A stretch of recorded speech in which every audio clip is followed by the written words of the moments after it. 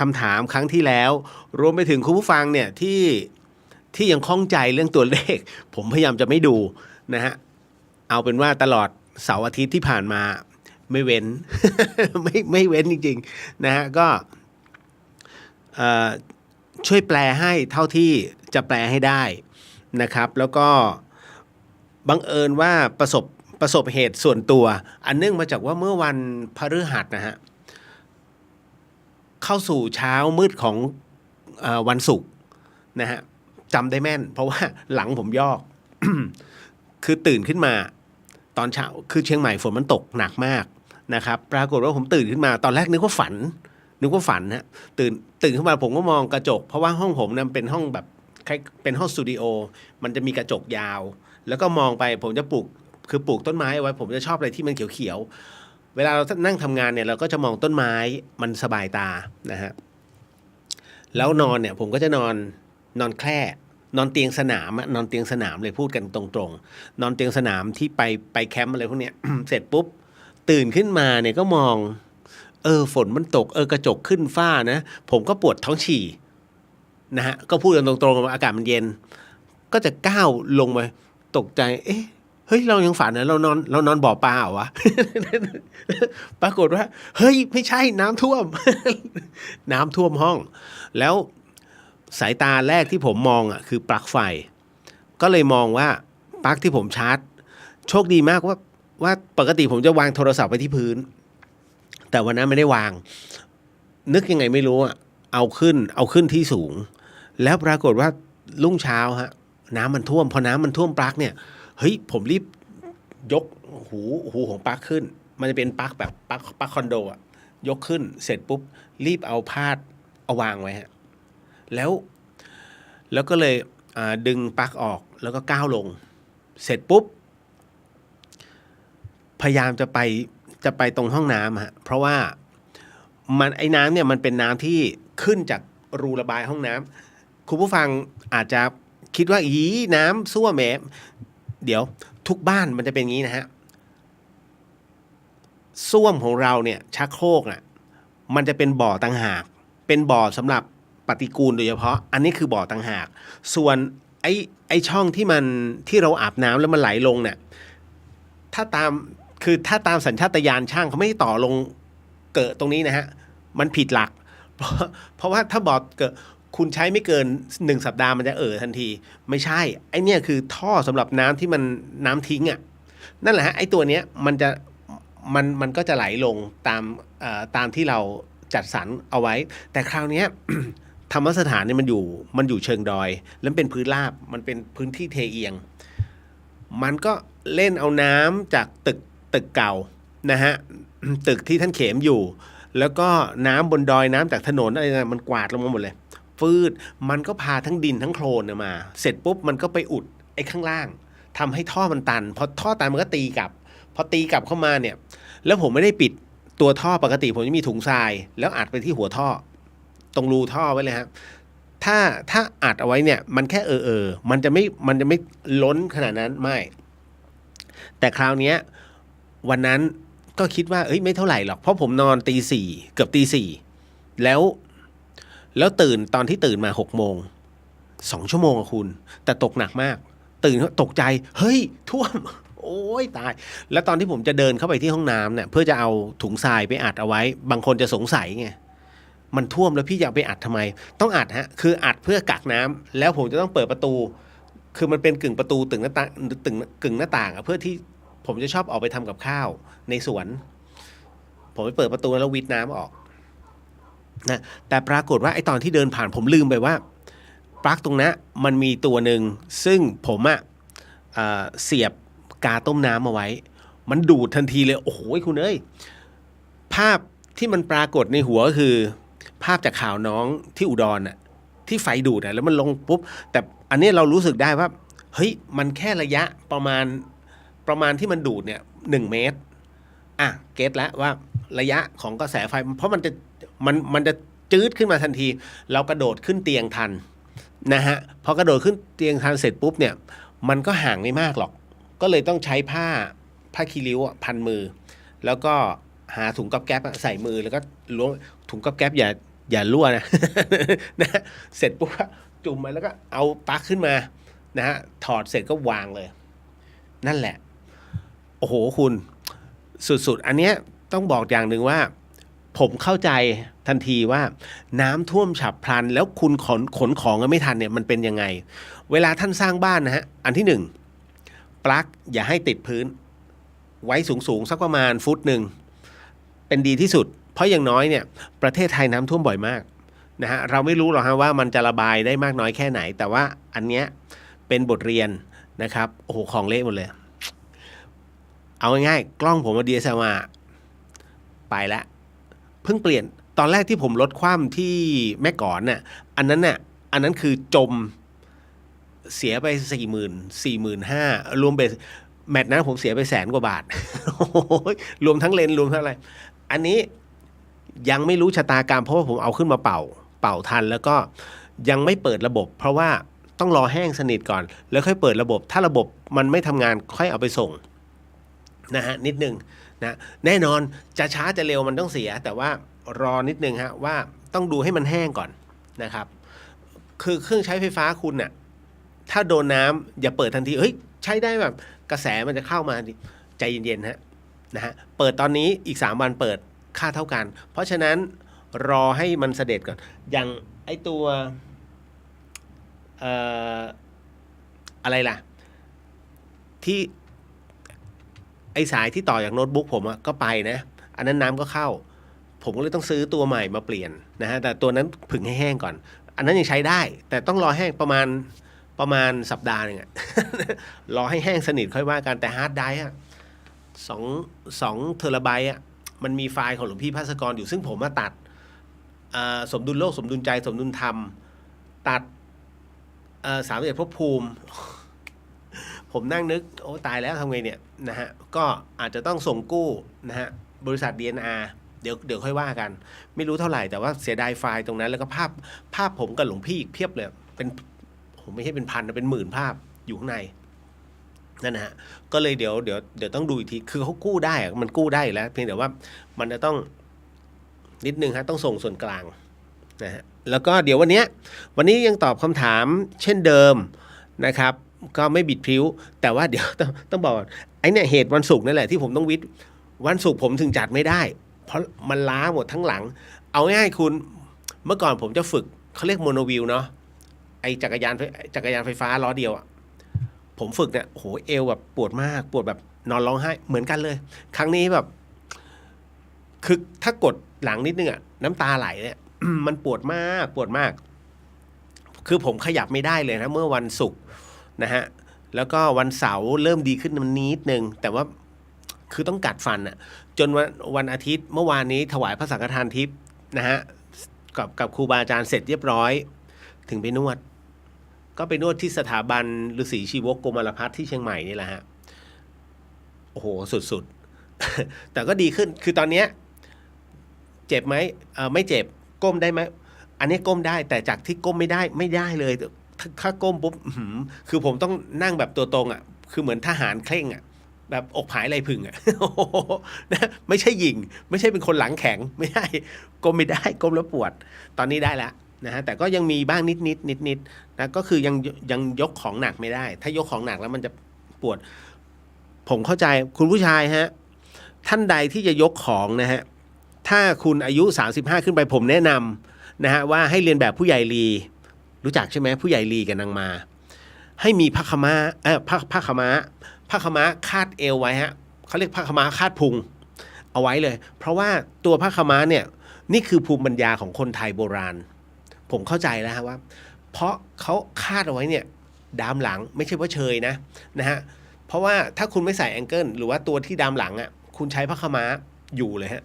มันจะเป็นตัวที่รัดไม่ให้กระดูกสันหลังคุณทำงานหนักนะผมก็ลืมตรงนั้นไปคือที่ห้องผมก็มีผ้าขม้าอยู่ตัวเปลี่ยนไปเปลี่ยนมาเปลี่ยนไปไม่ให้เปลี่ยนไปเปลี่ยนกับผ้าเช็ดตัวเปลี่ยนไปเปลี่ยน จะพูดทำไมเนี่ยอายเขา แต่ก็มันคือความจริงไงจะไปโกหกกันไหมล่ะนะก็มัดนะฮะให้ผมเอาไว้สำหรับไปดอยเวลาอาบน้ำผมจะอาบน้ำกลางแจ้งเงี้ยไม่ค่อยอายใคร เป็นคนที่หน้าด้านมาก นะก็เลยมีอยู่แต่ไม่ได้คาดวันนั้น มันก็เลยนี่ปวดอยู่นิดๆมันต้องไปซ้ำอีกนิดเนี่ยอันนี้ซ้ำแบบเบาๆได้แล้วแต่ยังฮะเพราะว่านวดนานๆนวดบ่อยๆไม่ดีมันจะช้ำก็ต้องเว้น4 วันแล้วก็สักอีกนิดนึงก็น่าจะอยู่แล้วมันยังไม่เข้าที่แต่มันยังปวดอยู่นะฮะแล้วมาอีกทีนึงวันเสาร์เอาอีกแล้ววันเสาร์อีกหน่อยนึงแต่ว่าอันนี้รู้ทัน เลยปิดทันนะคราวนี้เมื่อวานฝนตกเมื่อเช้าฮะห้องน้ำไม่มีปัญหาด้านหน้าห้องคือผมบอกแล้วไงว่าตอนนี้ดินมันซุดมันเลยเทมาทางด้านห้องผมซะมากกว่ารู้จากทางน้ำที่มัน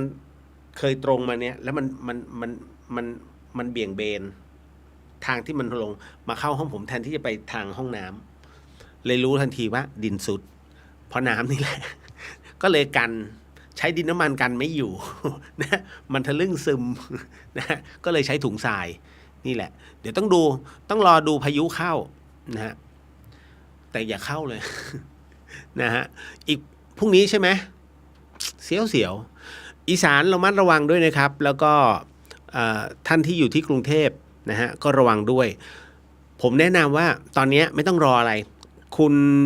เอาของยกขึ้นที่สูงก่อนเลยเพราะเวลามันมาไม่ทันแล้ว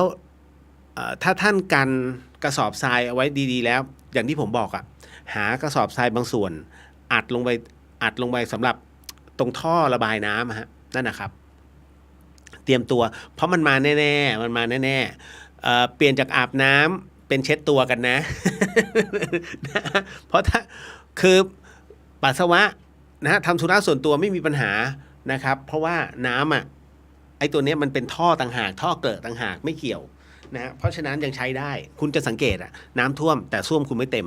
เพราะว่ามันใช้ต่างหากนี่แหละเดี๋ยวบางคนอุ้ยไม่ใช่คนละอันกันนะครับถ้าบอกว่าถ้าส้วมเต็มด้วยสร้างผิดช่างคุณนะสร้างผิดนะนะครับอันนี้บอกไว้ก่อนนะแล้วก็ดูเครื่องใช้ไฟฟ้าให้ระมัดระวังเพราะว่าผมก็พังไปหลายอย่างขอบพระคุณนะครับท่านที่ซื้อตัวดูดกันชื้นให้ไม่เอ่ยนามเนาะ ครับผมก็ของมาถึงแล้วฮะแล้วก็ตั้งเอาไว้พอตั้งเสร็จปุ๊บวันนี้เอามาดูชื้นจริงๆห้องผมมันเป็นน้ำที่ลงข้างล่างเลยตกใจมากมันดูดได้จริงนะไ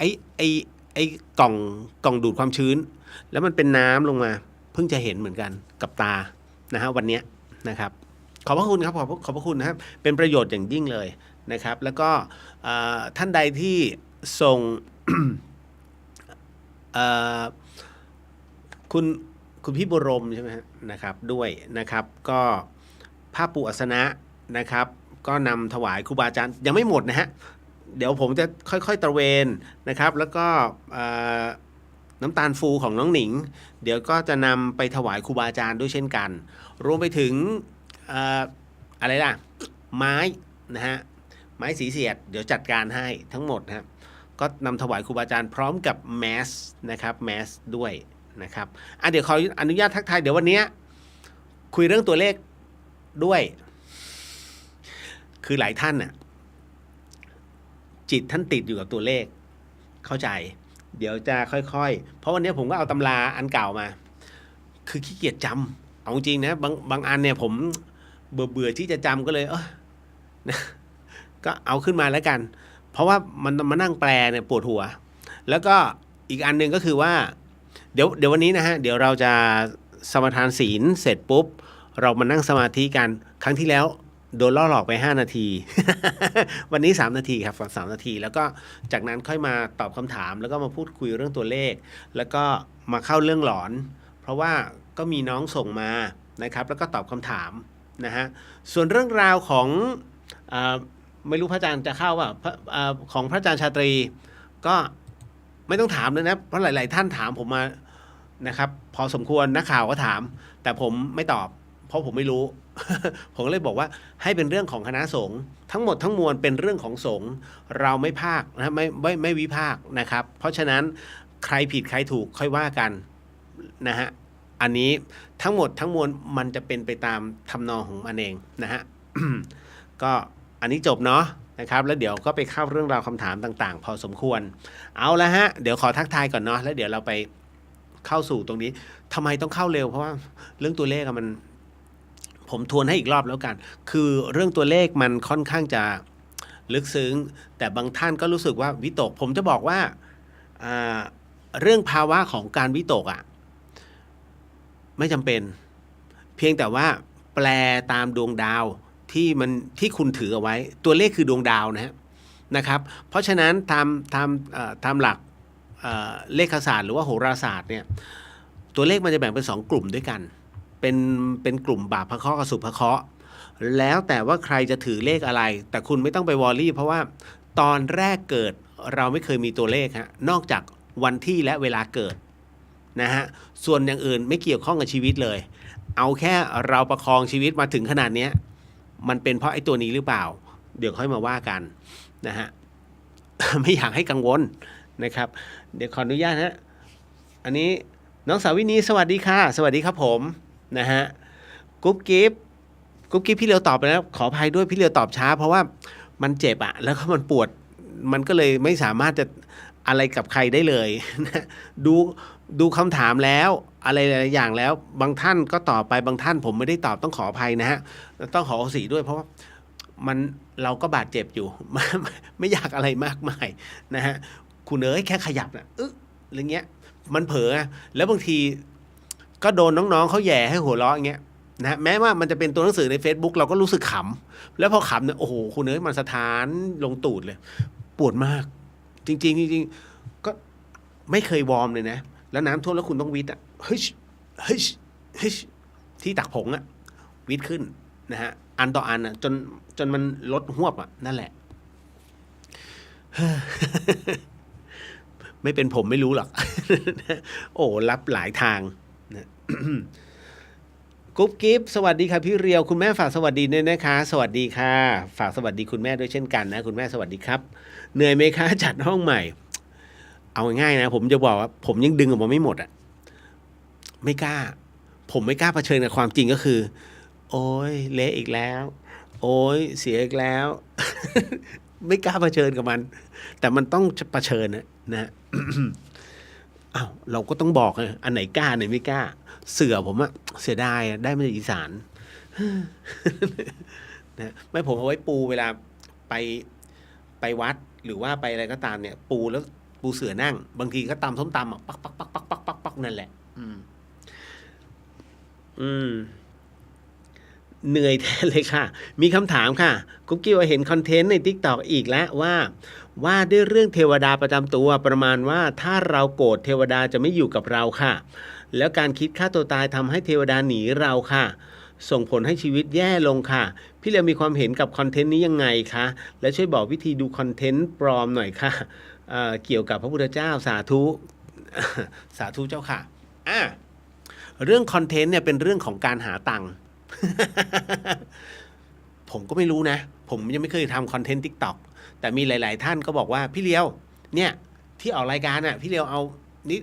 ช่วงจังหวะหนึ่งไปออกสิตัด TikTok มันมีประโยชน์นะเอาง่ายนะ1ไม่มีเวลา2ไฟล์ตัวเนี้ยก็อยู่ที่วัดฝายหินผมต้องขอพระอาจารย์ออกไปแล้วคอนเซปต์พระอาจารย์คือหน้าเบอร์หลังชัด ก็เลยยังไม่กล้าขอ เดี๋ยวค่อยว่ากันนะเขาบอกได้ตังค์เนี่ยไม่รู้ผมไม่รู้ นะเอาจริงไม่ค่อยสนเรื่องประเภทอย่างเงี้ยแต่บางคนเขาบอกทิ้งคุณกำลังทิ้งโอกาสดีๆไปไม่เป็นไรเดี๋ยวค่อยทำทีหลังคืออย่างนี้ทุกสิ่งคนต้องการทำคอนเทนต์อะไรที่มันทำให้คนติดตามมากที่สุดคุณจะสังเกตไหมเรื่องราวที่มันจับต้องไม่ได้เรื่องราวที่คนพอรู้เสร็จปุ๊บเนี่ยมันมีความเป็นไปได้สำหรับกระบวนการตามที่คิดตามผมบอกว่าตอนนี้นะฮะ ถ้าจะบอกว่าจำได้ไหมที่ผมบอกว่าน้ำมันมันจะลงนะฮะและเดี๋ยววันพรุ่งนี้ก็ลงซึ่งมันลงอยู่แล้ววันนี้ปตทกับบางจากก็ประกาศถูกไหมฮะจริงๆไม่ใช่ เป็นเพราะว่าผมอะคือคุณต้องไปดูน้ำมันโลกมันขึ้นหรือมันลง ถ้าน้ำมันขึ้นลงอะถ้าน้ำมันโลกอะมันลงไม่เกิน2 วันประเทศไทยจะประกาศลง เพราะอะไรฮะเพราะว่ามันเป็นคือคนที่เล่นหุ้นน้ำมันมันเยอะ ถ้าประเทศไทยไม่ประกาศลงตามมาโดนนะฮะแสดงว่ากำลังโกงประชาชน แต่อันเนี้ยพอนี้เสร็จปุ๊บลงปุ๊บอีก2 วันมันต้องลงผมใช้ตัวเนี้ยมาพูดมันเป็นตรรกะนะฮะเพราะฉะนั้นทั้งหมดทั้งมวลเนี่ยการทำคอนเทนต์หรือว่าคำทายมันคือตรรกะทั้งหมดทั้งมวลฮะซึ่งความเป็นไปได้น่ะมีไหมมันมีอยู่แล้วคุณจะพูดยังไงมันก็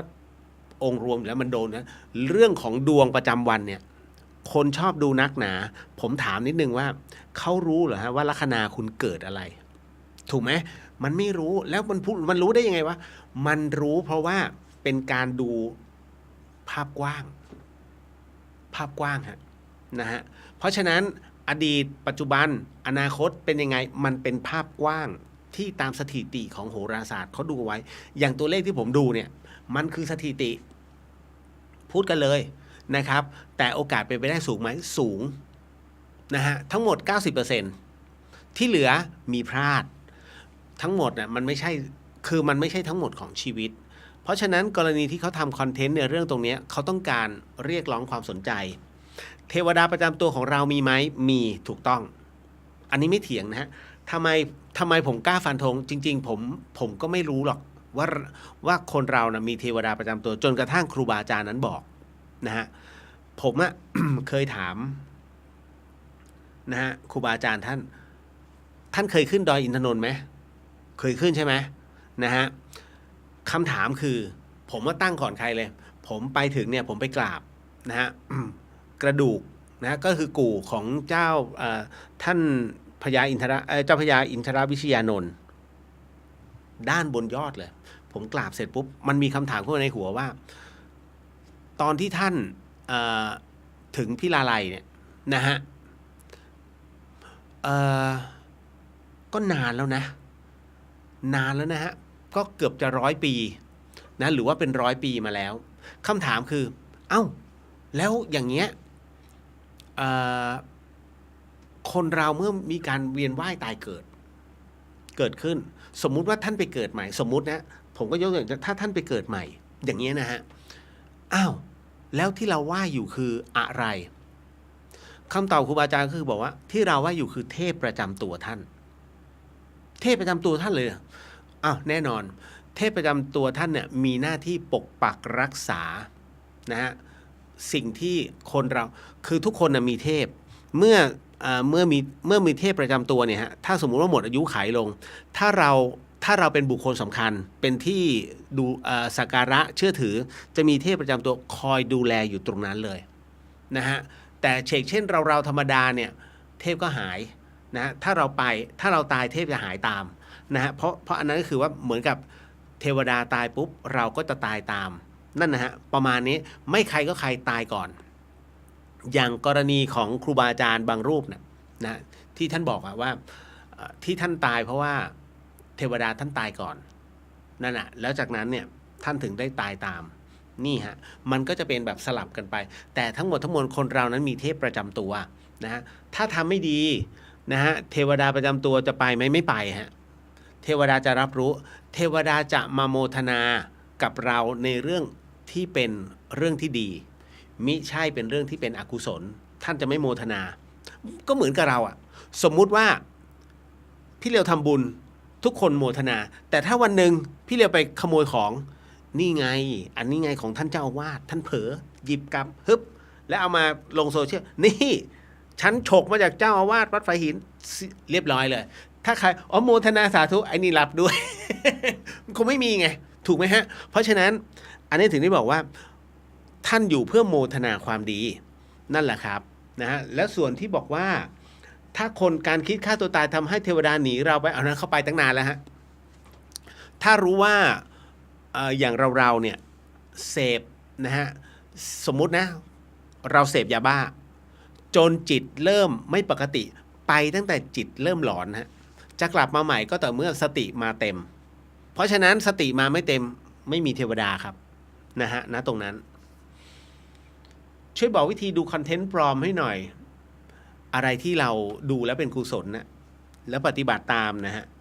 นั่นแหละใช้หลักกรรมสูตรของพุทธเจ้าจบเลยนะครับคุณธนสาดีจ้านะครับสวัสดีครับนะครับอันนี้เก็ตนะกุ๊กกิ๊บนะขอบคุณมากเลยคำถามดูเหมือนไม่มีอะไรแต่กว้างมากชอบอันนี้พี่เดียวชอบนะฮะต่อมา Little Hope สวัสดีครับพี่เลียวสวัสดีครับนะฮะคุณปาล์มรายงานตัวครับคุณเดียวนะครับสวัสดีครับคุณณัฐสิทธิ์สวัสดีครับพี่เลียวสวัสดีครับพี่สุสวัสดีค่ะน้องเรียวแล้วก็ทุกท่านเดี๋ยวสักครู่นะครับพี่สุพี่แดงปณิพานนะฮะสวัสดีครับคุณเลียวสวัสดีครับพี่แดงนะครับนะแล้วก็ลุงกุ้งใจดีสวัสดีครับพี่เรียวน้ำท่วมไหมครับฟังอยู่เสาหินหนองหอยครับอ๋อก็เอาการอยู่ฮะ ก็วันนี้ไม่ท่วมวันนี้คือผมลุ้นวันต่อวันนะคุณก่อนจะออกจากบ้านเนี่ยทุกวันเนี่ยผมก็จะดูก่อนมาไม่ว่า นะฮะแต่ตรงกระจกอ่ะมันมีน้ำซึมตรงอลูมิเนียมมันน่าจะข้างนอกมันเย็นกว่าไงเพราะผมนอนแค่เปิดพัดลมผมไม่เปิดแอร์นะบางทีคือแอร์นะเปิดได้แต่ว่าอันที่หนึ่งตอนนี้ค่า FT มันมหาโหดขึ้นแต่ไม่ยอมลดนะการไฟฟ้าสองคือเปิดมันไม่มีเหตุผลในการเปิดแอร์เพราะมันเย็นอยู่แล้วผมก็ใช้พัดลมกับไม่เปิดพัดลมนอนเนี่ยผมจะไม่เปิดพัดลมเพราะว่าเป็นคนขี้หนาว ทำให้ข้างในมันอุ่นๆข้างนอกมันก็เลยน่าจะเป็นอะไรที่เย็นมันกันตัวเป็นหยดน้ำ นะฮะตามมาด้วยคุณวรินทร์สวัสดีค่ะคุณเดียวสวัสดีครับผมนะฮะคุณภวิกรสวัสดีค่ะคุณเรียวมากับฝนเลยค่ะทั่วไทยเนี่ยฮะปกติผมเป็นไปไหนตัวแรงนะแต่ครั้งนี้ช่วยไม่ได้จริงๆฮะ คุณจันยาสวัสดีค่ะคุณเรียวสวัสดีครับผมนะฮะคุณเบนสวัสดีค่ะสวัสดีฮะคุณเอกนะฮะสวัสดีครับพี่เรียวสวัสดีครับผมคุณจินนชาสวัสดีค่ะคุณเรียวผู้ประสบภัยยังไม่เป็นทางการเซ็งตัวเอง ลุ้นทุกคืนเมื่อวานเนี้ยผมนอนไม่หลับเลยคือตื่นมาตอนประมาณสักคือนอนตีเดี๋ยวนะไม่ใช่เมื่อคืนวานเนี้ยคืนวันอาทิตย์อ่ะนอนตีสี่ตีสามแล้วตื่นมาตีห้ากว่านะฮะ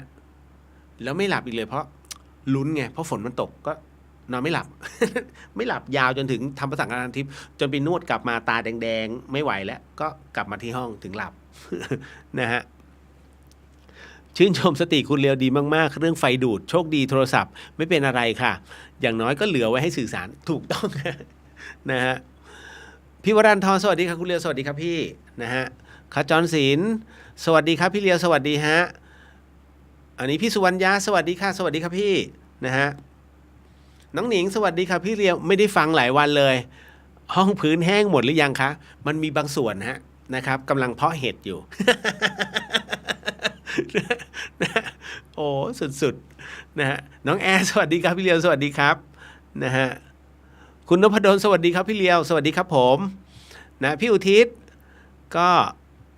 น้องสวัสดีค่ะคุณเรียวขอให้คุณพระคุ้มครองเจ้าค่ะสาธุครับพี่ขอบพระคุณนะฮะผมก็น้อมนะฮะโมทนาสาธุกับพี่นะฮะคือพี่อุทิศใส่บาตรทุกเช้าไงผมก็ตามบุญ โอ้โหคุณกว่าจะกลับผมก็จะนอนบางทีตีสี่ตื่นอีกทีเนี่ยไปหมดแล้วพระท่านฉันเข้าเช้าไปหมดแล้ว นะคุณชินทาขอให้หายยอกปวดเมื่อยสนิทไวๆนะคะข้าวของนอกกายตัดใจเสียเลยค่ะนะถือว่าฝึกสละออกแล้วกันนะครับประโยชน์คือห้องเคลียร์ขึ้นมีที่ว่างมากขึ้นใช่ครับก็เสียดายนะแต่ว่าผมก็มองว่าวันหนึ่งอ่ะไม่แกกับฉันต้องจาก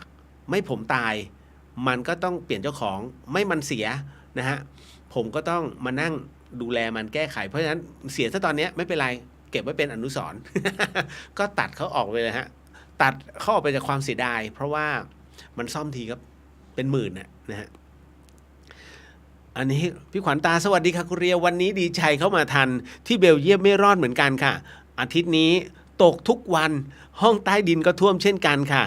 ก็จะใช้เครื่องดูดออกทุ่นแรงได้เยอะผมก็กำลังจะคิดว่าจะสั่ง Lazada ดีไหมเครื่องเล็กๆนะฮะดูดผมว่าถ้าเครื่องเล็กๆเนี่ยคงต้องใช้สายยางแบบออกซิเจนป่ากว่าจะดูดออกใช้หลอดดูดเร็วค่ะผมวิทย์เร็วค่ะนะฮะพี่นพสวัสดีค่ะคุณเรียวสวัสดีครับพี่เจี๊ยบสวัสดีจ้าเชียงใหม่ฝนตกไหมคะบางกรวยท่วมแล้ว นะบางกรวยมันพื้นที่ต่ำเชียงใหม่เนี่ยถ้าฝนตกน้องๆที่ฟังอยู่ที่เชียงใหม่เนี่ยนะฮะผมบอกเลยว่าช้างคลานไม่รอดสารพีไม่รอดป่าแดดไม่รอดเตรียมเอาของขึ้นนะฮะอันนี้เตือนไว้ก่อนเพราะว่าถ้ามันมาณตอนนี้คือมันลงทีเดียวแล้วระดับน้ำปิงสูงมากเชื่อทำไมผมบอกเดี๋ยวผมไม่ใช่หมอดูอันเนื่องมาจากว่าพื้นที่ช้างคลานนั้นเป็นพื้นที่ต่ำอันนี้เขตเทศบาลของตำบลช้างคลานนะอันนี้บอกไว้ก่อนนะฮะ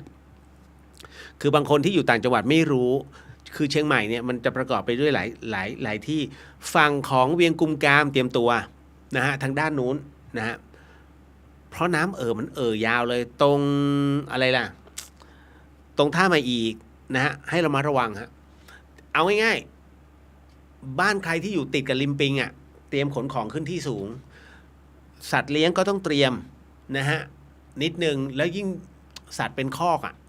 คุณหาที่ฝากไว้เลยนะฮะไม่ต้องไปฝากโรงพยาบาลสัตว์โอ้โหเลี้ยงเป็ดไว้ตั้งล้าวนึงเขาไม่รับฝากนะอันนี้บอกไว้ก่อนเนาะนะกุ๊บกิ๊บขอบพระคุณค่ะบางทีทำให้สับสนเอ็นเอียงเหมือนกันนะคะก็โซเชียลมันน่ากลัวเดี๋ยววันนี้มีบอกนะฮะเรื่องโซเชียลเหมือนกันอ๋อ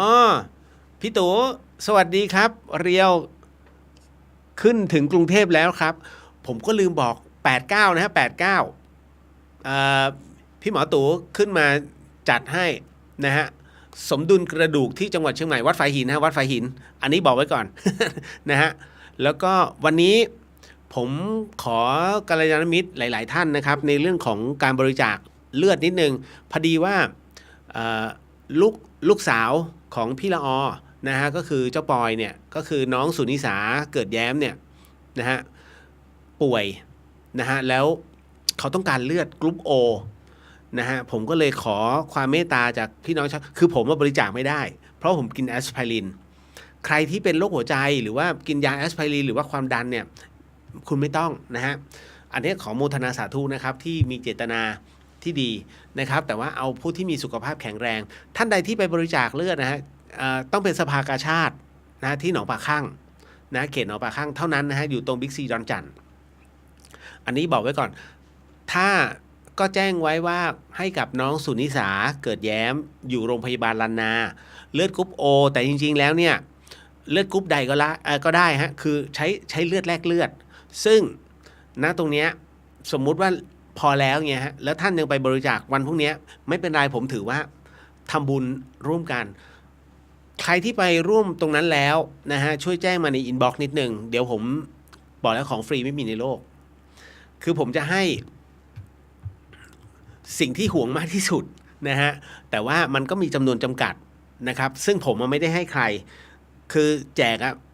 คือแจกไปแต่ว่าไม่ได้ทั่วถึงหรอกครับนะแจกเฉพาะบางคนก็คือเป็นอันที่หนึ่งยันท้าวเวสสุวรรณเนี่ยให้แน่ๆนะครับสองเป็นลูกแก้วของครูบาหม่อนเจ้าดวงดีนะวัดบ้านฟ่อนเป็นรุ่นที่สองซึ่งมีจำนวนจำกัดแล้วท่านปลูกเสกเนี่ยอันนี้มีด้วยกัน5รูปด้วยกันหนึ่งในนั้นมีหลวงพี่ภัสกรมีพระอาจารย์กเชนมีพระอาจารย์หลวงพ่อไพโรธมีครูบาดวงดีแล้วก็อีกรูปหนึ่งผมจำไม่ได้แต่5รูปอ่ะผมไม่แน่ใจว่า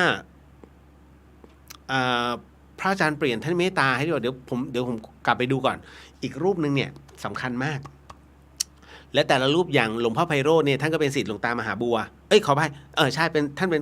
ก็เป็นศิษย์หลวงตามหาบัวท่านก็เมตตาอธิษฐานจิตให้ครูบาดวงดีเนี่ยไม่ต้องพูดถึงมีผมคนเดียวที่ท่านทำให้ทั้งรุ่น1และรุ่น2 อันนี้ถามหลวงพี่จิมได้ เพราะว่าไม่มีใครเคยเอาลูกแก้วไปให้หลวงปู่ท่านเนี่ยได้ปลุกเสกจะมีแค่ผมเท่านั้นและที่ลงอักขระไว้เรียบร้อยแล้วแล้วก็จัดการให้อันนั้นเดี๋ยวผมจะมอบให้นะครับก็แค่แจ้งไว้วันพรุ่งนี้วันสุดท้ายนะครับก็แจ้งไว้ว่าน้องสุนิสานะเกิดแย้มโรงพยาบาลลานานะฮะแค่นั้นเองเพราะเขาต้องการเลือดกรุ๊ปโอนะครับแต่ว่าเลือดกรุ๊ปใดก็ได้ผมถึงเขียนว่าเลือดแลกเลือดอันนี้ของโมทนาสาธุนะฮะบอกไว้ก่อนส่วนของพี่ตู่วันที่8วันที่9นะครับก็ท่านใดที่สนใจในเรื่องของการจัดโครงสร้างหรือว่าจัดสมดุลกระดูกเนี่ยผมอยู่ด้วยตลอดงานเพราะว่าจำเป็นจะต้องช่วยจับคนไข้ นิดนึงฮะไม่ได้มีคุณเห็น TikTok ใช่ไหมกึบกับกึบตึกกึบกึบนั่นน่ะนี่แหละฮะตัวจริงเสียงจริงเดี๋ยวพี่ตู่ขึ้นมานะฮะก็จะเจอนะพี่เขานะตรงนี้ผมเรียกหมอตู่7 นาทีขั้นเทพ เนี่ยยังปวดอย่างเงี้ยถ้าเจอแกไม่ถึง3 นาทีผมหายหมดนะฮะไม่ใช่วิญญาณนะ กระดูกเลยทั้งหมดทั้งมวลนะฮะเพราะคนเรากระดูกมันตอนนี้ผมเชื่อมั่น 90% ของคนที่ฟังอยู่กระดูกคุณไม่เท่ากันโดยเฉพาะยิ่งส้นเท้าลองนอนคว่ำอ่ะแล้วดูให้คนข้างๆดูวัดปลายเท้าฮะดูตรงส้นเท้าคุณอ่ะมันชนก็ส่วนใหญ่จะเหลื่อมนั่นนะฮะเพราะว่ามันรับน้ำหนักที่ค่อนข้างไม่เท่ากันโดยเฉพาะยิ่งคนที่ถือเป้คนสะพายเป้ระมัดระวังครับคุณนันทวดีนะครับสวัสดีค่ะวันนี้นอนดึกค่ะได้ฟังคุณเรียวตอนนี้พนัสนิคมน้ำปริ่มๆคลองแล้วค่ะโอ้ยตายแล้วทั่วถึงจริงนะ แต่ละที่ ขออนุญาตไหนๆก็ไหนๆเดี๋ยวผมเป็นตัวแทนให้กับทุกท่านนะครับในเรื่องของการสมาทานศีลก่อนเนาะนะฮะแล้วจากนั้นเราไปนั่งสมาธิกัน5 นาทีนะครับแล้วหลังจากนั้นมาตอบคำถามในเรื่องของตัวเลขจะได้เคลียร์ไปเลยผมไม่เอ่ยชื่อกัลยาณมิตรแต่ละท่านที่ถามเอาไว้แล้วเดี๋ยวผมจะเฉลยเป็นตัวเลขไปโดนเลขใครอ่ะเขาก็จะรู้ ว่าเป็นตัวเขานะไม่เอ่ยชื่อเนาะนะฮะอ๋อกุ๊บกิ๊บถามโรคต้องห้ามในการจัดกระดูกก็ความดันนะสูงเบาหวานนะฮะแค่นั้นก็ขอ2 อันส่วนที่เหลือไม่น่ามีปัญหานะครับแต่ถ้านั่งรถเข็นมาเดี๋ยวขอดูอีกทีต้องให้พี่ตู่ดูนะฮะแล้วก็ท่านใดที่มีฟิล์มเอ็กซเรย์ให้เอามาด้วยนั่นแหละครับนะฮะเอาละเดี๋ยวขออนุญาตท่านใดไม่สะดวกในเรื่องของการว่าสมทานว่าข้อศีลเดี๋ยวผมขอเป็นตัวแทนนะฮะสาธุสาธุสาธุ ก็ส่งให้หลวงพี่ภัสกรนะฮะเมื่อวานสาธุนะโมตัสสะภะคะวะโตอะระหะโตสัมมาสัมพุทธัสสะนะโมตัสสะภะคะวะโตอะระหะโตสัมมาสัมพุทธัสสะนะโมตัสสะภะคะวะโตอะระหะโตสัมมาสัมพุทธัสสะพุทโธธัมโมสังโฆศีลข้อ 1ไม่ฆ่าสัตว์ศีลข้อ 2ไม่ลักทรัพย์ศีลข้อ 3ไม่ประพฤติผิดในกามศีลข้อ 4ไม่พูดเท็จศีลข้อ 5ไม่ดื่มสุราและของมึนเมาบัดนี้ข้าพเจ้าตั้งใจรักษาศีลแล้วบัดนี้ข้าพเจ้าคือผู้มีศีลข้าพเจ้าผู้มีศีลละอายต่อการทำความชั่วกลัวต่อผลของบาปกรรมข้าพเจ้าผู้มีศีลมีหิริโอตปะมีกายเป็นมนุษย์มีใจเป็นเทวดาเป็นมนุษย์เทโวเข้าถึงความเป็นสหายกับเหล่าเทวดาทั้งหลายณบัดนี้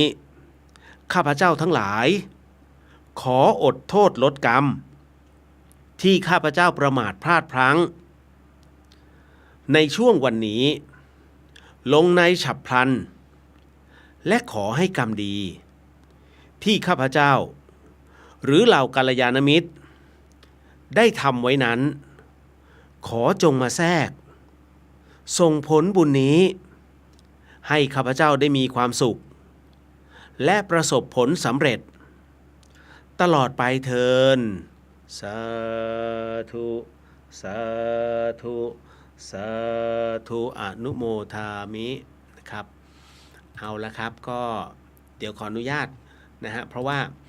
ให้เรานั่งสมาธิกันนะครับแล้วก็ผมขออนุญาตเป็นผู้ที่นำกรรมฐานนิดนึงอันเนื่องมาจากว่าเป็นรายการวิทยุมันเดทแอร์ไม่ได้เนาะนะฮะคุณผู้ฟังที่ฟังทางช่อง YouTube ของวัดฝายหินแล้วก็Facebook ของวัดฝายหินก็สามารถร่วมนะฮะได้นะครับในเรื่องของการทำกรรมฐานหรือว่าทำสมาธินะครับเพราะฉะนั้นใครถนัดแบบไหนนั่งแบบนั้นนะฮะถ้าพร้อมแล้วนะครับก็เรามานั่งสมาธิพร้อมกันผมขออนุญาตบรรยายในเรื่องราวที่ครูบาอาจารย์นั้นนะครับท่านได้กล่าวไว้ก็คือหลวงพ่อปราโมทย์ประโมทโชนะฮะได้พูดถึงกรณีของหลวงปู่เทศรังสี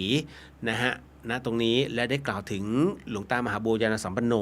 ก็เป็นบทความที่ท่านได้พูดกับหลวงตาเอาไว้เป็นที่เรียบร้อยแล้วก็หลวงตานั้นได้สอนกรรมฐานให้กับพระอาจารย์ประโมทเป็นที่เรียบร้อยนะฮะเพราะฉะนั้นในส่วนของตรงนี้เป็น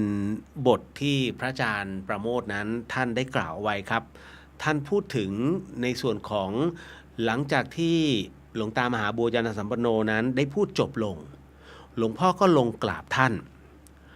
เราได้หลักแล้วว่าท่านบอกให้บริกรรมหลวงพ่อก็ถอยออกมาหน่อยนึงห่างจากท่านสักเมตรกว่าๆเท่านั้นนั่งพิงลูกกลงอยู่ก็พุทโธพุทโธพุทโธจิตแน่นเหมือนจะแตกเลยจิตหลวงพ่อไม่ชอบพุทโธอย่างเดียวหลวงพ่อก็มาพิจารณาทำไมครูบาอาจารย์จะให้พุทโธปกติพุทโธมันทำเพื่อเพิ่มพลังของสมาธินี่แสดงว่าสมาธิเราไม่พอเราเดินปัญญามากเกินไปสมาธิไม่พอจิตไปติดในว่างอันนี้ถ้าเป็นปริยัติจะบอกว่าเป็นวิปัสสนูปกิเลสชนิดโอภาสหรือว่าโอภาสะจิตไปสว่างว่างอยู่ข้างนอกแล้วในปริยัติในยุคของนัทธสูตรพระอานนท์ท่านสอนว่าถ้าทำสมาธิเข้ามาแล้วก็ทำมุทัจจะก็คือตัววิปัสสนูปกิเลส10ชนิดนั้นจะดับครูบาอาจารย์ไม่ได้พูดแบบนี้ท่านบอกว่าที่ว่าดูจิตนั้นดูไม่ถึงจิตแล้วต้องเชื่อเรานะตรงนี้สำคัญนะเราผ่านมาด้วยตัวเราเองอะไรก็สู้บริกรรมไม่ได้หลวงพ่อก็มาเริ่มบริกรรมมันอึดอัดหลวงพ่อก็ดูบริกรรมนี้ใช้ทำสมถะแสดงว่าสมถะเราไม่พอหลวงพ่อก็เปลี่ยนเลยหายใจเข้าพุทธหายใจออกโธทำกรรมฐานที่เราถนัดหายใจอยู่ไม่กี่ครั้งราวๆ28ครั้งหายใจเข้าพุทโธอย่างนี้นับ1นับ2นับ3นับได้ถึง28จิตมันรวมปุ๊บเลยพอจิตรวมเข้าฐานแล้วโอ้ยตายแล้วตั้งปีหนึ่งที่จิตไม่ได้อยู่ในฐานจิตมันตั้งมั่นแล้วจะเห็นทุกข์ได้ฉะนั้นหลวงพ่อถึงมาพูดถึงพวกเราหน้าตาเฉยพูดแบบองอาจกล้าหาญเชื่อมั่นว่าไม่พลาดหรอกเวลาจิตของเราไปว่างๆอยู่ข้างนอกเราไม่ต้องไปแก้มันหายใจสบายๆไปดีกว่าพุทโธพุทโธเป็นความคิดถ้าเราไม่ชำนาญอย่างครูบาอาจารย์พ่อแม่ครูอาจารย์ท่านพุทโธมาตั้งแต่เริ่มต้นท่านชำนาญอย่างหลวงตาท่านพุทโธตั้งแต่ต้นจนจบฉะนั้นท่านพุทโธท่านผ่านเลยของพวกเราพุทโธแป๊บเดียวก็หนีไปคิดเรื่องอื่นแล้วพุทโธมันว่องไวเกินดูไม่ทันอะไรอย่างนี้เราหายใจเข้าพุทหายใจออกโธหายใจเข้าพุทหายใจออกโธอะไรอย่างนี้ให้มันหยาบขึ้นหน่อยไม่ต้องสนใจว่าจิตจะอยู่ที่ไหนคล้ายๆล้างกระดานเลยหมากตานี้เล่นยาก ล้มกระดานเริ่มต้นฉบับนับหนึ่งใหม่หายใจเข้าพุทออกโทไปเลยแต่ถ้าใครถนัดพุทโธเฉยๆอย่างที่หลวงตาท่านสอนก็ใช้ได้ไม่ได้มีอะไรแตกต่างกันเอาละครับค่อยๆลืมตาฮะถอนกรรมฐานครับนะฮะค่อยๆลืมนะครับค่อยๆลืมเอาละครับเรียบร้อยโมทนาสาธุนะครับกับการนั่งสมาธินะ4 นาที นิดหนึ่งนะครับก็น้อมขอบพระคุณทุกท่านนะครับที่ร่วมนั่งสมาธิกันแป๊บหนึ่งนะฮะก็ถือได้ว่าการนั่งตรงนี้ทำบุญอันยิ่งใหญ่นะครับสามารถที่จะโมทนาให้กับเรียกว่าผู้ที่ล่วงลับไปแล้วได้หมดทั้งหมดทั้งมวลหรือว่าจะให้ใครก็ได้ครับเป็นการโมทนาบุญกันไปเอาละครับก็เรียบร้อยแล้วเนาะเรานั่งสมาธิกันเป็นที่เรียบร้อยพี่ตู่มาตอบให้แล้วนะฮะโรคที่ต้องห้ามก็คือโรคหัวใจอัมพาตอัมพฤกษ์แค่นั้นครับความดันเบาหวานได้อยู่ครับโอเคนะฮะอ้าวโรคหัวใจผมอะพี่รักษาผมอยู่ตั้งนาน ผมเป็นโรคหัวใจ นะฮะคุณภริญญาสวัสดีครับพี่เลียวสวัสดีครับผมนะฮะ สมดุลกระดูกนะครับ8-9นะครับตุลาคมนี้เริ่มมาต้นเดือนเลยนี่ฮะพี่ตู่สามาให้จากนครศรีธรรมราชนะครับครูบาอาจารย์นะครับรูปใดที่ป่วยนะครับแล้วก็เกี่ยวกับกระดูกทั้งหลายนะครับนิมนต์นะวัดฝายหินนะฟรีนะครับแล้วก็สุภาพสตรีส่วนใหญ่ที่ชอบใส่ส้นสูงมักจะเป็นเรื่องโรครองช้ำพูดแค่นี้ก็น่าจะรู้เนาะนะฮะจะเป็นที่ส้นเท้าจะกดแล้วปวดแป๊บเดียวจบเลยไม่ถึงเอา5 นาทีพอรองช้ำนะฮะเพราะมันต้องกดหลายจุดจำได้อยู่ นะ พี่หมอตู่ไม่ได้ขึ้นมานี่2 ปีกว่าแล้วนะครับก็ด้วยโควิดด้วยสถานการณ์ตอนนี้ไม่เป็นไรฮะเพราะว่า1 ตุลาเขาจะเป็นเสรีเป็นไม่ต้องใส่แมส นะก็อันนี้บอกไว้ก่อนเนาะ นะฮะก็มาได้บนวัดฝายหินนะครับเดี๋ยวพี่ตู่ต้องเอาเตียงมาเนาะนะฮะ ครับผมเพราะว่าอันนี้ถ้าน้ำหนักเกิน100เนี่ยผมไม่มั่นใจนะฮะไอ้เจ้าต้าชอบมาแล้วเจ้าต้าน้ำหนักเขา140ใช่ไหมตอนนั้นต้องใช้เตียงของหลวงพี่ภาสกรอันนี้พอขึ้นมาบนวัดเนี่ยหามาไม่ได้ นะเตียงนะครับคุณจินธรรมโมทนาสาธุกับคุณเรียวนำกรรมฐานแล้วก็บุญนี้นำพาคุณเรียวพ้นความไม่สะดวกทั้งปวงความไม่สบายกายทั้งปวงนะคะสาธุครับโอ้ยนะคุณอันนี้อ่านว่าสายไหมนะฮะใช่ไหมฮะคุณใหญ่สวัสดีครับพี่เลียวสวัสดีครับผมน้องแอมสวัสดีค่ะรายงานตัวค่ะมาอีก1 ท่านนะครับคุณจินชาโมทนาสาธุกับทุกท่านที่ร่วมปฏิบัติภาวนานะคะสาธุครับนะฮะมาแก้เรื่องราวของหลายๆท่านนะฮะถามกันนะฮะเข้ามาด้วยความที่มีความกังวลในเรื่องของการที่เราถือตัวเลขเอาไว้นะครับคืออย่างนี้อธิบายให้ฟังอีกรอบหนึ่งนะฮะในเรื่องของตัวเลขนะในการพยากรณ์ทั้งหมดทั้งมวลเนี่ยมันเป็นหลักของสถิติเลขศาสตร์ขออนุญาตครูบาอาจารย์นะครับในเรื่องของการนำเฉลยหรือว่าแปลตัวเลขให้กับกัลยาณมิตรทั้งหมดทั้งมวลในการกระทำครั้งนี้เพื่อเป็นในส่วนของธรรมทานนะฮะไม่มีการค้าเข้ามาเกี่ยวข้องเพราะฉะนั้นขออนุญาตครับสาธุ บอกไว้ก่อนเดี๋ยวมันสะท้อนเข้ามาเพราะเวลาดูอะไรอย่างเงี้ยฮะมันเป็นการเขาเรียกว่ามันไปขัดตัวกรรมคือจริงๆกรรมเนี่ยมันเกิดเฉพาะคนกรรมใครกรรมมันนะฮะเพราะฉะนั้นเราซึ่งเป็นสมมุติเนี่ยสมมุตินะทุกอย่างคือการสมมุติถ้าผมเป็นโหราศาสตร์แล้วผมไปทักทายนี่นู่นนั่นต้องไปเปลี่ยนตรงนั้นตรงนี้มันเหมือนกับว่านายใหญ่มาจากไหน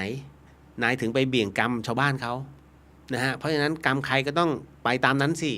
นะฮะเพราะฉะนั้นถ้าในเมื่อนายช่วยเขาอย่างนี้นายก็ต้องรับ อันเนี้ยมันจะเป็นแบบนี้ ซึ่งผมอะโดนมาพอโดนมาเนี่ยเมื่อประมาณ9 ปีที่แล้วตั้งแต่นั้นผมก็เลยปฏิญาณเลยว่าผมจะไม่ดูตัวเลขให้ใครนะฮะถ้าไม่จำเป็นมีวงเล็บถ้าไม่จำเป็นเพราะฉะนั้นหลายๆครั้งเนี่ยฮะน้องๆมาถามผมก็นู่นเลยไปหาตุ๊นู่นเลยไปหาพี่คนนี้นู่นเลยไปหาคนนั้นคือทุกคนเรียนมาเหมือนกันหมดเพียงแต่ว่าผมอาจจะพิเศษกับชาวบ้านก็คือผมได้เจออาจารย์ของอาจารย์อีกทีหนึ่งมันก็เลยทำให้ผมคล่องหน่อยนะฮะแล้วก็เพียงแต่ไม่ได้แม่นเพียงแต่ว่าทั้งหมดทั้งมวลมันคือสถิติมันคือการเรียนรู้นะครับเพราะฉะนั้นเนี่ยท่านใดที่ฟังผมอยู่นะครับเอาแค่ให้รับรู้ไม่จำเป็นต้องเชื่อนะครับใช้หลักการมาสูตรแล้วก็ใช้การเปรียบเทียบชีวิตประจำวันเพราะบางครั้งมันไม่ใช่ทั้งหมดของชีวิตของเราแล้วก็มันก็ไม่ใช่สิ่งที่ผมพูดออกไปมันอาจจะเฮ้ยไม่ใช่ว่ะถูกครับเพราะฉะนั้นทั้งหมดคือการพยากรณ์นะฮะผมจะบอกก่อนนะว่าตัวเลขในหมายเลขโทรศัพท์ที่ผมจะแปลให้นะฮะนั่นหมายถึงว่าในเลขโทรศัพท์เนี่ยมันมีทั้งหมด10 หลักด้วยกันถูกไหมฮะ2 ตัวหน้าไม่คุยทำไมจึงเป็นเช่นนั้นเพราะว่า2 ตัวหน้ามันเป็นของอะไรล่ะมันเป็นจัดระบบของมันนะว่าเป็นระบบอะไรคุณไม่สามารถเปลี่ยนระบบได้อยู่แล้วแต่ตัวที่3เป็นต้นไปจนถึงหลักที่10เนี่ยอันเนี้ยสำคัญเพราะฉะนั้นบางคนจะดูหลักที่4จนถึงหลักที่10ถูกไหมฮะแต่บางคนไปเอาตามเว็บก็คือว่าเอาทั้งหมดมาบวกกันเดี๋ยวใจเย็นเรื่องบวกเนี่ยสิวคือคุณจะบวกอะไรก็แล้วแต่นะฮะมันมีผลไหมผลเนี่ยมันไม่ได้ขึ้นกับการบวกผลคือคุณถือดาวอะไรอยู่สุภเคราะห์หรือบาปเคราะห์ถูกไหมครับเพราะฉะนั้นการที่คุณเอาผลรวมมาเอามาไว้กับตัวถามว่าดีไหมดีเพราะคุณสบายใจ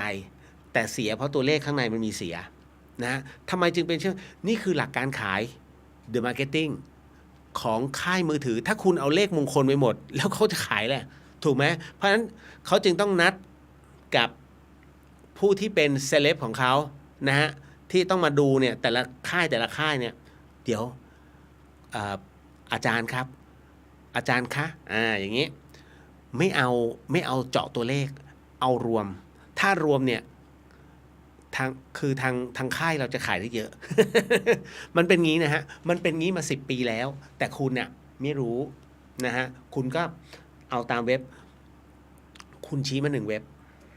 ว่าเว็บไหนที่คุณดูแล้วปังแล้วคุณไปดูเว็บนี้แล้วคุณไปเข้าเว็บอื่นถามว่าคำแปลเหมือนกันไหมแปลเหมือนกันเพราะเขาลอกกันมาต้นฉบับอยู่นี่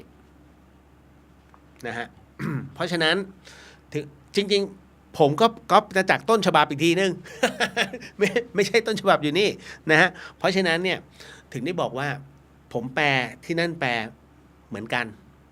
แต่ผมพิเศษจากชาวบ้านคือต้องใช้เลขบัตรประจำตัวประชาชนของคุณ4 ตัวหลังซึ่งเป็นพื้นดวงของชีวิตเอามาก่อนมันถึงจะต้องดูคู่กันทั้งหมดทั้งมวลดังนั้นเนี่ยถึงได้บอกว่าแปลได้แต่ว่าต้องใช้ทั้งหมดทั้งมวลมารวมกันแล้วที่เหลือจะต้องมารวมกันให้เลขตัวเดียวอีกมันมีอะไรที่ซับซ้อนเยอะฮะนี่แหละครับเอาล่ะเดี๋ยวผมไม่ดูให้นะแต่ว่าจะแปลให้เฉพาะทั้งหมดเนี่ยที่ถามค้างเอาไว้ก่อนแล้วก็สิ่งที่คือถ้าแปลให้ผมซวยใช้คำว่าผมจะพูดสรุปองค์รวมพอเนาะแต่ถ้าแปลทีละเม็ดที่เรียบร้อยเลยผมเรียบร้อย คือจะกลับไปเมื่อ9 ปีที่แล้วแล้วผมก็จะล่วงอีกไม่สามารถนะฮะเอาละ อ๋อพี่ตู่บอกเตียงเอาไปด้วยครับแต่สำรองไว้ด้วยครับเอาเตียงตัวเก่าเตียงไม้ตัวเก่าเดี๋ยวต้องขนขึ้นมาฮะพี่ตู่เราไม่ได้ทำข้างล่างอันนี้ขึ้นมาบนวัดเลยตรงที่มีช้างเอราวัณขนาดใหญ่บนวัดแล้วเดี๋ยวผมแจ้งอีกทีหนึ่งน้องแองอยากจากกระดูกครับพี่เลียวเวลายืนตัวตรงนานๆจะปวดหลังมากเลยค่ะเหมือนหลังจะหักเลยค่ะเนี่ยคุณหมออยู่ตรงนั้นเนี่ยถามแกได้แบ่งกรรมแม่นกว่าครับแบบนั้นใช่ นะฮะ นะฮะ คุณจานสวัสดีค่ะสวัสดีครับพี่ขวัญตาสงสัยค่ะเลขประจำตัวบัตรประชาชนมี13หลักถ้าจะดูเอา4ตัวท้ายใช่ไหมคะถูกต้องครับนะแค่นั้นเดี๋ยวไม่ใช่ว่าถ้าจะคือผมแปลนิสัยอุปนิสัยให้แค่นั้นผมค้างแต่ละคนเอาไว้นะฮะแป๊บหนึ่งเอาท่านแรกก่อนที่ถามผมไว้ในกรณีของบัตรประจำตัวประชาชนนะครับ4ตัวหลังเนี่ย3850เนี่ยครับคือต้องบอกคือถ้าคิดเป็นตัวเนี่ยจะบอกว่าท่านเป็นคนที่เด็ดเดี่ยวแต่ใจร้อนนะฮะเป็นคนที่กล้าได้กล้าเสียนะฮะแล้วก็เป็นคนที่มีอุดมการณ์นะครับบางครั้งมีเซนส์ในตัวในขณะเดียวกันเป็นคนที่รักคุณธรรมเขาเรียกรักความยุติธรรมชอบเรียนรู้และที่สำคัญก็คือว่าเป็นคนที่มีโลกส่วนตัวสูงและเป็นคนที่สร้างกฎในตัวเองท่านจะมีกฎเป็นของตัวเองนะฮะก็คือที่หมายเลขประจำตัวบัตรประชาชน3850นะครับแล้วก็หมายเลขโทรศัพท์เนี่ยนะครับผมแปลให้แล้วกันนะครับที่462997409เนี่ยฮะก็คืออันเนี้ยถามว่ามันประมาณไหนจริงๆแล้วต้องบอกว่าพี่ถือธาตุน้ำเอาไว้นะครับแล้วก็เป็นคนที่ธาตุน้ำเนี่ยเวลามันมีหนทางในเรื่องของการทำมาหากินได้เยอะนะครับแล้วที่สำคัญก็คือว่า เป็นคนที่พูดจาอ่อนหวานนะฮะและเป็นคนที่ชอบในเรื่องของ1พิธีกรรมนะฮะ2ในเรื่องของการศาสนา3ในเรื่องของประวัติศาสตร์ชอบอะไรที่มันเป็นเรื่องเฮ้ยมันน่าสนใจโอ้โหเรื่องราวลึกลับอะไรประเภทนี้นะฮะแล้วก็ที่สำคัญต้องให้ระมัดระวังเรื่องคำพูดบางครั้งถ้าสมมุติว่าเกิดโมโหนะฮะพี่สามารถฆ่าคนด้วยคำพูดได้ นะฮะอันนี้นะฮะถือว่าเป็นคนที่พูดตรงๆประมาณนี้นะฮะประมาณนั้นนะฮะภาพรวมนะครับถือว่าใช้ได้ไหมก็ถือได้ครับนะพอใช้ครับพอใช้นะอีกท่านหนึ่งตอบไปแล้วอันนี้เป็นการสรุปรวมนะเพราะว่าผมจะไม่เจาะถ้าเจาะเดี๋ยวผมซวยผู้ถือบัตรหมายเลขบัตรประจำตัวประชาชน0311เนี่ยนะฮะอันเนี้ยเป็นคนที่มีโลกส่วนตัวสูงแล้วก็เป็นคนที่ค่อนข้างจะใจร้อนนะฮะเพราะฉะนั้นณตรงเนี้ยน่ากลัว นะฮะเป็นคนที่ใจร้อนอยู่แล้วและที่สำคัญมีเลข1 กับ 1กับ 1ก็คือเป็นคนที่มีความเชื่อมั่นในตัวเองสูงมากนะฮะแล้วก็อันนี้คือความคิดทะลุทะลวงยืนหยัดด้วยตัวเองเนี่ยสูงเกินไปจนต้องให้ระมัดระวังคนรอบข้างจะหมั่นไส้อันนี้สำคัญนะฮะแล้วเป็นคนที่เป็นประเภทปัจเจกตัวเอเลยนะฮะเพราะฉะนั้นอาชีพที่ถามมานะฮะว่าที่เหมาะกับคนนี้โอ้โหคือตรงนี้ต้องเป็นคนที่ถือโปรเจกต์เองทำทั้งหมดทั้งมวลนะฮะเพราะฉะนั้นอาชีพเนี่ยตอบไม่ได้มันต้องแล้วแต่เขาถนัดด้วยนะครับถ้าจะต้องเปิดกันเลยจริงๆเนี่ยโอ้โหมันค่อนข้างจะ พูดยากอันนี้นะฮะ คือด้วยความที่เขาเป็นตัวของตัวเองสูงเนี่ยมันเลยทำอะไรที่ต้องเป็นตัวเขาเท่านั้นนะเพราะเขาเป็นคนที่ขี้หงุดหงิดนะฮะ ต่อมาเลขที่คุณเลียวบอกว่าไม่ดีควรจะอยู่ในตัวเลขวันเกิดที่ชอบคืออย่างนี้ฮะเดี๋ยวต้องบอกก่อนว่าไอ้เลข4ตัวเนี่ยฮะคุณไม่สามารถเปลี่ยนแปลงมันได้อย่างผมบอกอย่างเช่นเลข11เนี่ยเลข11มันเป็นเลขจัดเป็นบาปพระเคราะห์ถูกไหมฮะอันเนี้ยให้ระมัดระวังในเรื่องของการโดนแทงข้างหลังถ้าแปลเป็นหมายเลขโทรศัพท์แต่คราวนี้พอมันเป็นในเลขของบัตรประจำตัวประชาชนไม่เกี่ยวนะฮะสมมุติว่าเลขข้างหลังคือ73อย่างเงี้ย73มันเป็นเลขคู่บัตรเหตุถูกไหมแต่ถ้าอยู่ในบัตรประชาชนไม่เกี่ยวไม่ใช่เขาจะแปลเป็นตัวไม่ใช่มาจับคู่ถ้าจับคู่ก็เรียบร้อยสิไม่ใช่นะฮะ7เป็นเลขแห่งความเครียดถูกไหมครับงั้นหนักเหนื่อยเครียดนะฮะเลข3อันนี้ก็เป็นเลขใจร้อนเป็นคนที่ใจร้อนเป็นคนที่บ้าพลัง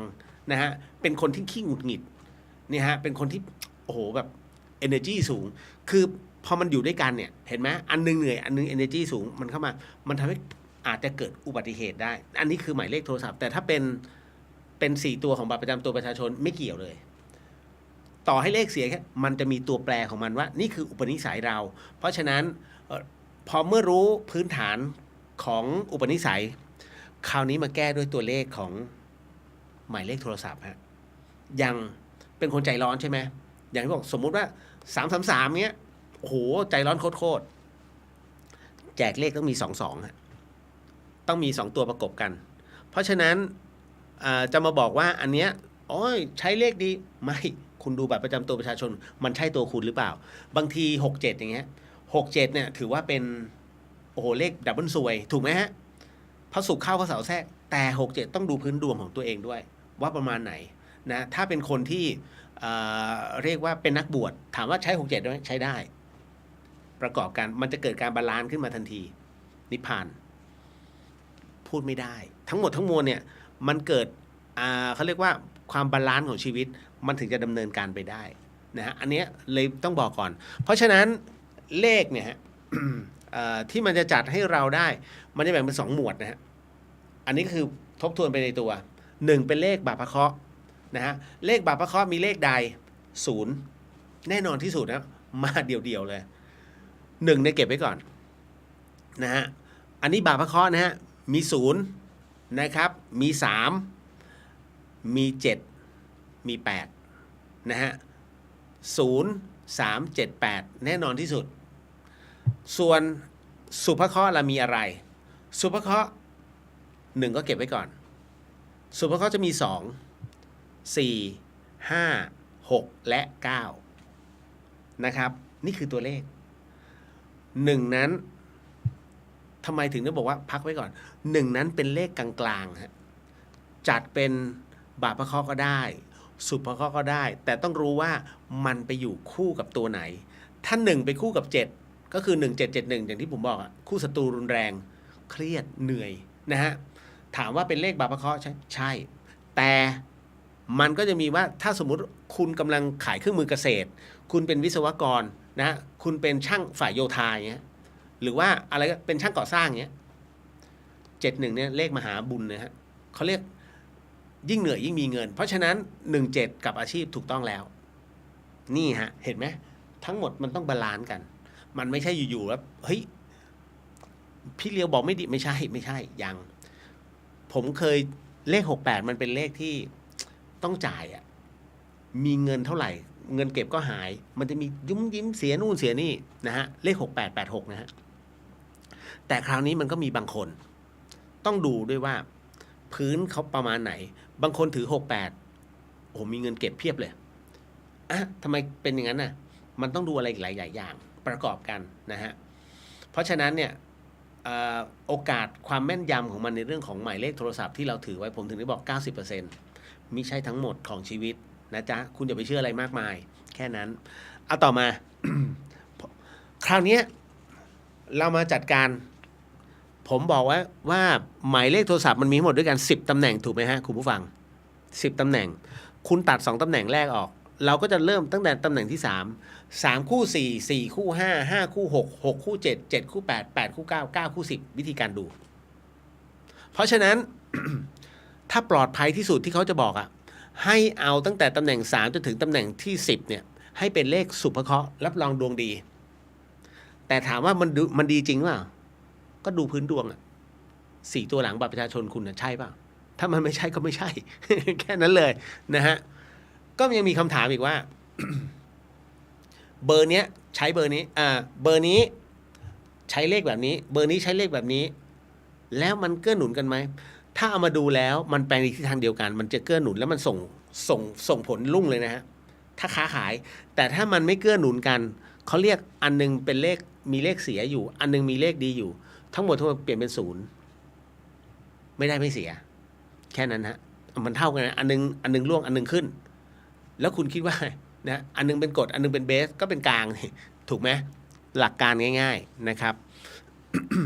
เอาละฮะก็เลยต้องบอก อันนี้พี่ขวัญตาถามแล้วถูกต้องฮะ4ตัวสุดท้ายนะครับลุงกุ้งยังไงเนี่ยลุงกุ้ง โอ้ยลุงกุ้งมีเลขนารีอุปถัมภ์นะแล้วก็มีเลขคู่มิตรเยอะลุงกุ้งพูดเยอะเอาจริงๆจริงๆนะฮะเพราะว่าประกอบไปด้วยเลข4ดับเบิลนะฮะใช้ได้นะฮะใช้ได้ถือว่าดีแล้วนะฮะ คุยเก่งครับของพี่ขวัญตาเนี่ย เป็นคนที่ค่อนข้างบทแรงๆเลยนะกล้าได้กล้าเสียฮะเป็นคนที่ชอบอะไรที่เป็นคนที่มีความคิดสร้างสรรค์อยู่เรื่อยๆนะฮะชอบอะไรที่มันสวยงามนะฮะแล้วก็เป็นนักเจรจานะฮะเป็นคนที่อันนี้พื้นดวงนะฮะเป็นคนที่มีความเชื่อมั่นในตัวเองนะฮะก็ มีความคิดเป็นของตัวเองเป็นหลักเลยนะภาพรวมดีฮะเป็นคนที่โอเคเลยนะฮะคุณใหญ่นะฮะ4780ใช่ไหมเป็นคนที่ช่างพูดนะฮะแต่ก็เหนื่อยนะชีวิตเหนื่อยแล้วก็ค่อนข้างจะเครียดแต่ในขณะเดียวกันในความเครียดนั้นมันก็เป็นคนที่เรียกว่ากล้าที่จะตัดสินใจบางเรื่องราวอันไหนที่เป็นเรื่องราวใหญ่ๆคุณสามารถแก้ปัญหาได้นะเพราะว่ามันมีเลข8มาข่มแล้วก็ที่สำคัญกล้าได้กล้าเสียนะฮะแต่คุณเป็นคนอันนึงก็คือว่าชอบสร้างกฎให้กับตัวเองแล้วใครจะคบคุณเนี่ยมันจะต้องเรายอมรับเขาต้องยอมรับกฎเราได้คุณถึงจะคบด้วยนะฮะพี่โน้ตบอกว่าพี่9681นะฮะพอแก่ตัวลงเริ่มปรงตกฟังธรรมมากขึ้น มันไปตามกาลเวลาครับพี่นะฮะอันนี้พี่นพนะฮะพี่เป็นคนที่มีความคิดสร้างสรรค์มากๆนะฮะเป็นคนที่คิดเรื่อยๆนะฮะแล้วก็แต่ชอบอารมณ์มูอะไรที่มันเป็นประวัติศาสตร์นะฮะเรื่องของปาฏิหาริย์ชอบอะไรชอบเงี้ยนะฮะแต่ก็เป็นคนที่เรียกว่า เขาเรียกอะไรกล้าได้กล้าเสียนะครับและที่สำคัญเหมือนกันเลยฮะก็คือตัดสินใจด้วยตัวเองเป็นคนที่เชื่อมั่นในตัวเองนะฮะพอสมควรเลยทีเดียวโอ้โหทะเบียนรถ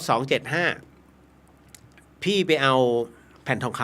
ำเป็นแผ่นทองคำเปลวเดี๋ยวผมบอกก่อนนะว่าแผ่นทองคำเปลวเนี่ยติดแล้วต้องลบนะฮะไม่ใช่ติดแล้วคาไว้ติดแล้วคาไว้นี่หวานจราจรนะฮะ2,000 นะฮะผมเห็นแล้วมันเข้ากรุงเทพเนี่ยไอ้คันนี้โดนแน่ๆทะเบียนเชียงใหม่เนี่ยติดตั้ง2 หัวคืออย่างนี้การปิดแผ่นทองคำเปลวต้องเป็นเจ้าของรถเท่านั้นนะฮะคือ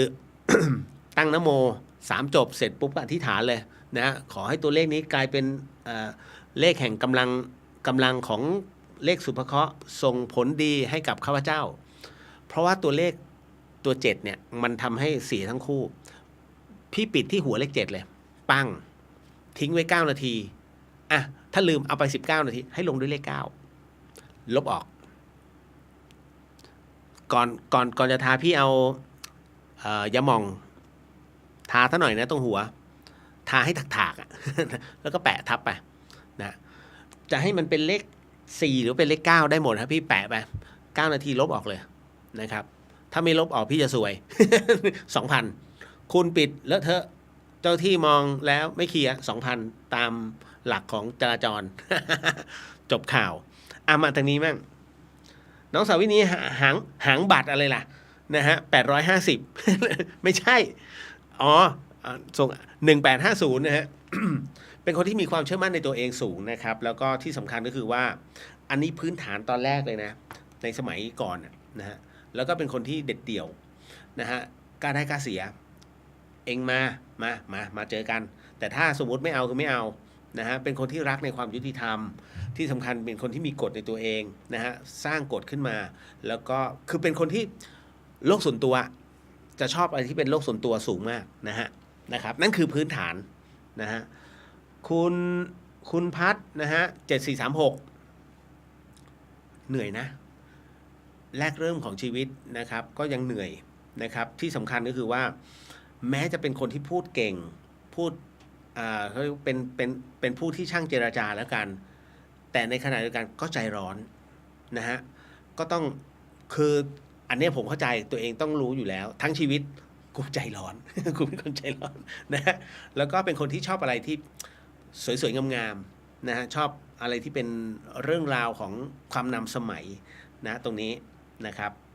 พื้นอันนี้เป็นพื้นดวง ซึ่งตัวเองเนี่ยที่ผมพูดเนี่ยรู้หมด คุณทุกคนรู้หมด เพียงแต่ว่า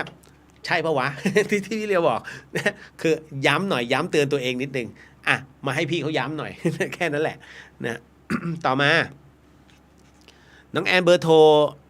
ทรใหม่ท้าย 732 พอดีเลยค่ะพี่เลียวจะเป็นอะไรหรือเปล่าคะเปลี่ยนเถอะค่ะ นะฮะของหมิวนะฮะ9288อันนี้พื้นชีวิตเป็นคนที่ชอบในเรื่องลึกลับอยู่แล้วแล้วก็สนใจ นะฮะ ในเรื่องของประวัติศาสตร์หรือพระพุทธศาสนาอะไรได้หมดนะฮะแล้วก็เป็นคนที่รอบคอบนะฮะแต่ในขณะเดียวกันกล้าได้กล้าเสียโอ้เป็นคนที่แปลกนะฮะกล้าได้กล้าเสียแล้วกล้าเสี่ยงด้วยอะไรที่มันคนอื่นไม่ทำน่ะคุณทำเจ๋งอันนี้นะฮะอันนี้คือพื้นดวงของเขานะฮะคุณณัฐศิษย์ขออนุญาตครับพี่เลียว5875ขอบคุณครับพี่เป็นคนที่คือรักความเป็นธรรมชอบเรียนจริงๆเป็นครูได้นะฮะแต่ว่า ก็เป็นคนที่กล้าได้กล้าเสียแต่จริงๆแล้วก็เหนื่อยเครียดให้ระมัดระวังนะระวังบั้นปลายในเรื่องของไมเกรนนิดหนึ่งนะฮะสรุปให้แค่นั้นยายขอบคุณครับพี่เลียวจ้าคุณนพดลเบอร์โทร3569ดีไหมครับตอบไม่ได้ฮะแต่ถ้าตรงเนี้ยที่โชว์มามันมีเลขเสียอยู่นะเบอร์โทรมันต้องมาทั้งหมดนะฮะอันนี้หมิวขอบคุณค่ะอันนี้ผมบอกไว้แล้วนะจบแล้ว นะฮะ เพราะฉะนั้นตัวเลขเนี่ยหลักการของมันจริงๆแล้วก็คือมันแค่เป็นกำลังหนุนให้เรานะฮะมิใช่เป็นกำลังหลักคือ1สมอง2มือฮะนะ1สมอง2มือและหยาดเหงื่อเพราะฉะนั้นเราทำตรงนี้แค่นั้นดีที่สุดแต่ถ้าสมมุติคุณมีเลขเสียพี่มันเลขเสียแล้วยังไงดีรู้สึกเครียดมากคุณไม่ต้องเครียดถ้าไม่อยากใช้คุณเอาไปทำอินเทอร์เน็ต นะฮะ ไปปล่อยสัญญาณอินเทอร์เน็ตสู่เครื่องอื่นก็ไม่ใช้มันไงก็ไม่เกิดผลแต่ถ้าใช้ติดต่อนี่นู่นนั่นน่ะหน้าที่การงานก็ให้เรามาระวังแค่นั้นเองนะฮะอันนี้ก็คือหลักการของมันนะฮะบอกไว้แค่นั้นหมดมาเข้าสู่เรื่องราวกันต่อยังมีอีกการเรียนมีถามไว้นะฮะคือในส่วนของอันนี้ฮะเลขที่คุณเรียวบอกไม่ควรมีแต่เป็นเลขวันเกิดเป็นเลขเกิดก็คือเลข27แล้วก็ชอบซะด้วยเรื่องชอบไม่มีปัญหาฮะแต่ถ้าเรื่องใช้เป็นปัญหาแน่นอน นะถ้าใช้เพราะมันคือคู่หนี้สินนะฮะเลข2มันคือดวงจันทร์เลขแห่งมนต์เสน่ห์นะฮะเลขแห่งความรอบคอบเลขของกระบวนการคิดนะฮะแต่เลข7นะฮะมันหนักครับไอ้ตัวเนี้ย เพราะฉะนั้นมันเหนื่อยความรอบคอบนะฮะกับความเหนื่อยมันมาประกบกันแน่นอนที่สุดมันจึงเกิดในเรื่องราวของภาวะหนี้สินเกิดขึ้นนี่แหละต้องระมัดระวังนะฮะทำบุญทำกุศลตามหลักพุทธศาสนาจะช่วยได้ไหมคะอิทธิพลเลขตามแบบนี้อันนั้นคือบุญเป็นกุศลแต่ถ้าในส่วนของเราถือมันประจำนะฮะบุญส่วนบุญหลักของกรรมมันก็ทำงานของมันไปแค่เราก็สะดุดมันอยู่เรื่อยแค่นั้นเองฮะเพราะคุณถือมันอยู่ไงนะฮะมันไม่สามารถจะแก้ไขตรงไหนได้ นะถ้าเห็นเลข11บ่อยๆโดยเฉพาะช่วงที่เป็นสวมานี้เช่นนาฬิกายกขึ้นมาทีไรก็11นะนั่งแท็กซี่ก็โดยสาร111โอ้โหอะไรจะเป๊ะขนาดนั้นนะฮะเดินผ่านสถานที่ต่างๆก็11/1ห้อง11เงี้ยอะไรแบบนี้คือยังไงคะนะฮะและชอบซะด้วยคุ้นไปแล้วนะฮะบังเอิญทุกอย่างคือบังเอิญนะฮะแต่จริงๆแล้วความบังเอิญ มันไม่มีในโลกหรอกเพียงแต่มันเป็นช่วงจังหวะและที่เราเห็นแล้วมันเป็นภาพติดตา1 1 1 4 4 4 5 5อย่างเงี้ยนะฮะเพราะฉะนั้นคือทั้งหมดทั้งมวลเนี่ยต้องบอกว่า มันเป็นเหตุให้เราต้องพบต้องเจอและจดจำมันแล้วตัวเลขไหนที่เราชอบเป็นพิเศษ Data จะเก็บไว้ทันทีอันนี้ปฏิเสธไม่ได้นะฮะเพราะฉะนั้นเนี่ยอย่างผมเนี่ยเกิดวันที่8บังเอิญเหมือนกันเป็นคนที่ชอบ Infinity ไอตัว Infinity นะแต่ Infinity เนี่ยมันก็ทำให้เราคาดการไม่ได้เพราะว่า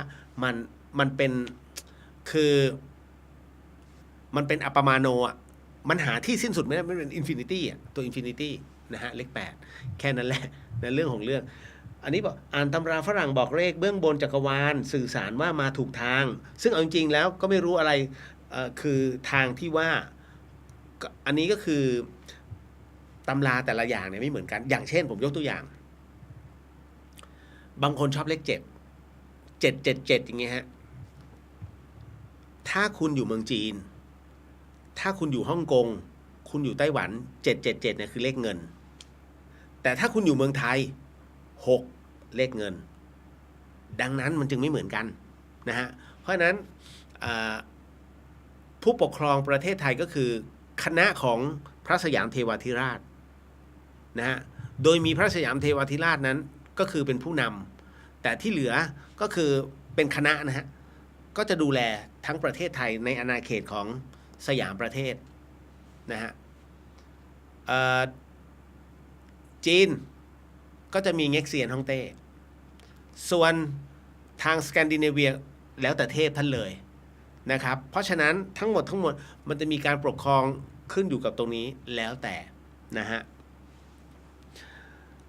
ต่อมา พี่น้องบอกว่าใช่เลยค่ะขอบคุณค่ะเมื่อก่อนเพื่อนชวนไปดูดวงกับร่างทรง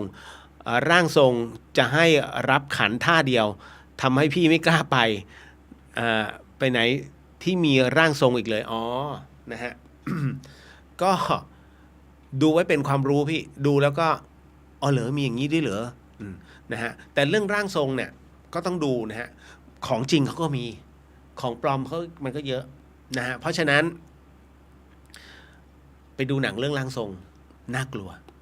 นะฮะ นะชวนดูหนังซะเรียวนะครับเอาละฮะก็ทั้งหมดทั้งมวลนะผมตอบให้หมดนะครับไม่ติดค้างกันนะ เอาละต่อมาก็มีผู้ถามผมไปเข้าเรื่องหลอนกันดีไหมฮะนะครับคืออย่างนี้จะทำอย่างไรกับคนที่ไม่เคารพในพระศาสนาคุณทำอะไรไม่ได้กับคำถามที่คุณผู้ฟังถามมานะฮะจะทำอย่างไรกับผู้ที่ไม่เคารพในพระพุทธศาสนาแล้วกันนะทำไม่ได้มันคือคุณต้องยอมรับก่อนนะฮะเรามีพระพุทธศาสนาเรามีพระเจ้าเนี่ยเป็นอารมณ์เรามีพระเจ้าอยู่ข้างในถูกไหมฮะต้องบอกว่าเราเชื่อมั่นนะครับเพราะว่าในสิ่งที่องค์พระสัมมาสัมพุทธเจ้าท่านพูดน่ะท่านไม่ได้พูดเกินจริงเพียงแต่ว่าท่านพูดเนี่ยมันคือฝุ่นที่เกาะอยู่ที่ขนตาแต่คุณมองไม่เห็นเรามองไม่เห็นแต่พระพุทธองค์เห็นท่านเลยบอกไงเนี่ยแค่นั้นเลย เพราะมันอยู่ใกล้เกินไปจนเรามองไม่เห็นมันคือธรรมชาติของพระพุทธองค์นะพระพุทธองค์ท่านถึงบอกว่าท่านไม่ได้สอนอะไรมากนะจริงๆแล้วต้องบอกว่า พระพุทธศาสนาเนี่ยเป็นศาสนาที่ไม่เคยบังคับใครเป็นศาสนาที่ทดลองฮะให้ทดลองมาแกไม่เชื่อใช่ไหมมาทดลองเราแฟร์ฮะศาสนาพุทธเป็นศาสนาที่แฟร์ที่สุดในโลกอยากเรียนรู้มาลองปฏิบัติดูนะฮะมิใช่จะมาต้องเข้ามาตลอดชีวิตไม่จำเป็นไม่ชอบใจออกไปได้นี่คือศาสนาพุทธนะให้ทดลองในการปฏิบัตินะฮะแต่ทดลองแล้วมิใช่วิพากษ์วิจารณ์ถ้ามันไม่ดีเขาเรียกถูกจริตถ้ามันไม่ถูกจริตเราก็เปลี่ยนเป็นเราไปถือคริสต์ได้ไปถือฮินดูซิกเยอะแยะไปหมดนะฮะแม้กระทั่งมุสลิมคุณสามารถถือได้หมดศาสนาพุทธยินดีและไม่ทำร้ายด้วยไม่กล่าวโทษด้วยนะฮะเพียงแต่คุณก็อย่ากล่าวโทษในเรื่องของงานพระพุทธศาสนาแค่นั้นเองเพราะอะไรเพราะว่า พระพุทธองค์ท่านไม่ได้พูดเกินจริง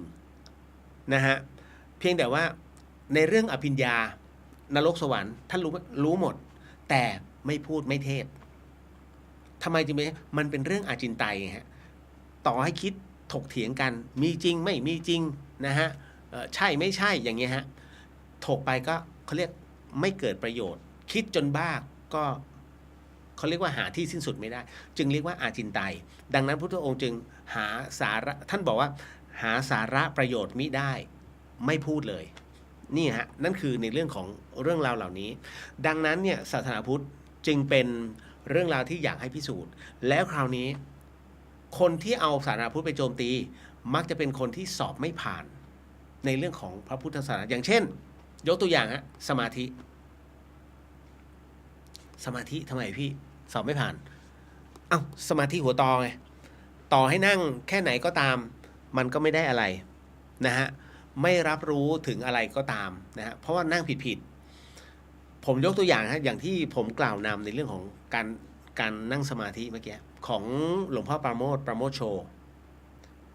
ถ้าย้อนกลับไปตอนแรกเนี่ยที่ผมนำกล่าวสมาธิจะเห็นตอนแรกบทเกริ่นนำเลยว่าหลวงพ่อเนี่ยนั่งสมาธิผิด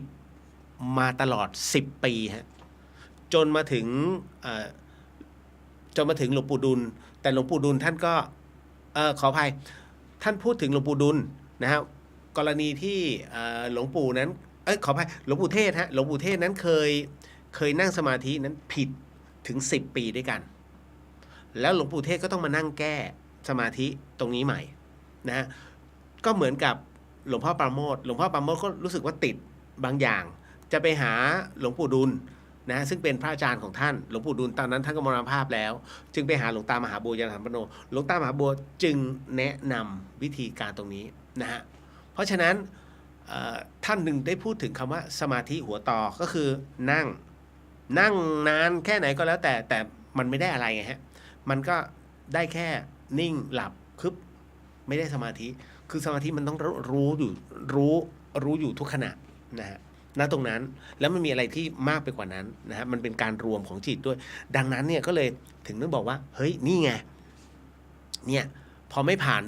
ไม่จริงหรอกเนี่ยก็นั่งแล้วก็มันนั่งไม่ผ่านไงนะฮะนี่แหละอันนี้เก็ตนะฮะเพราะฉะนั้นจะไปบังคับให้เขามาไม่เคารพในพระพุทธศาสนา มันแล้วแต่บุคคล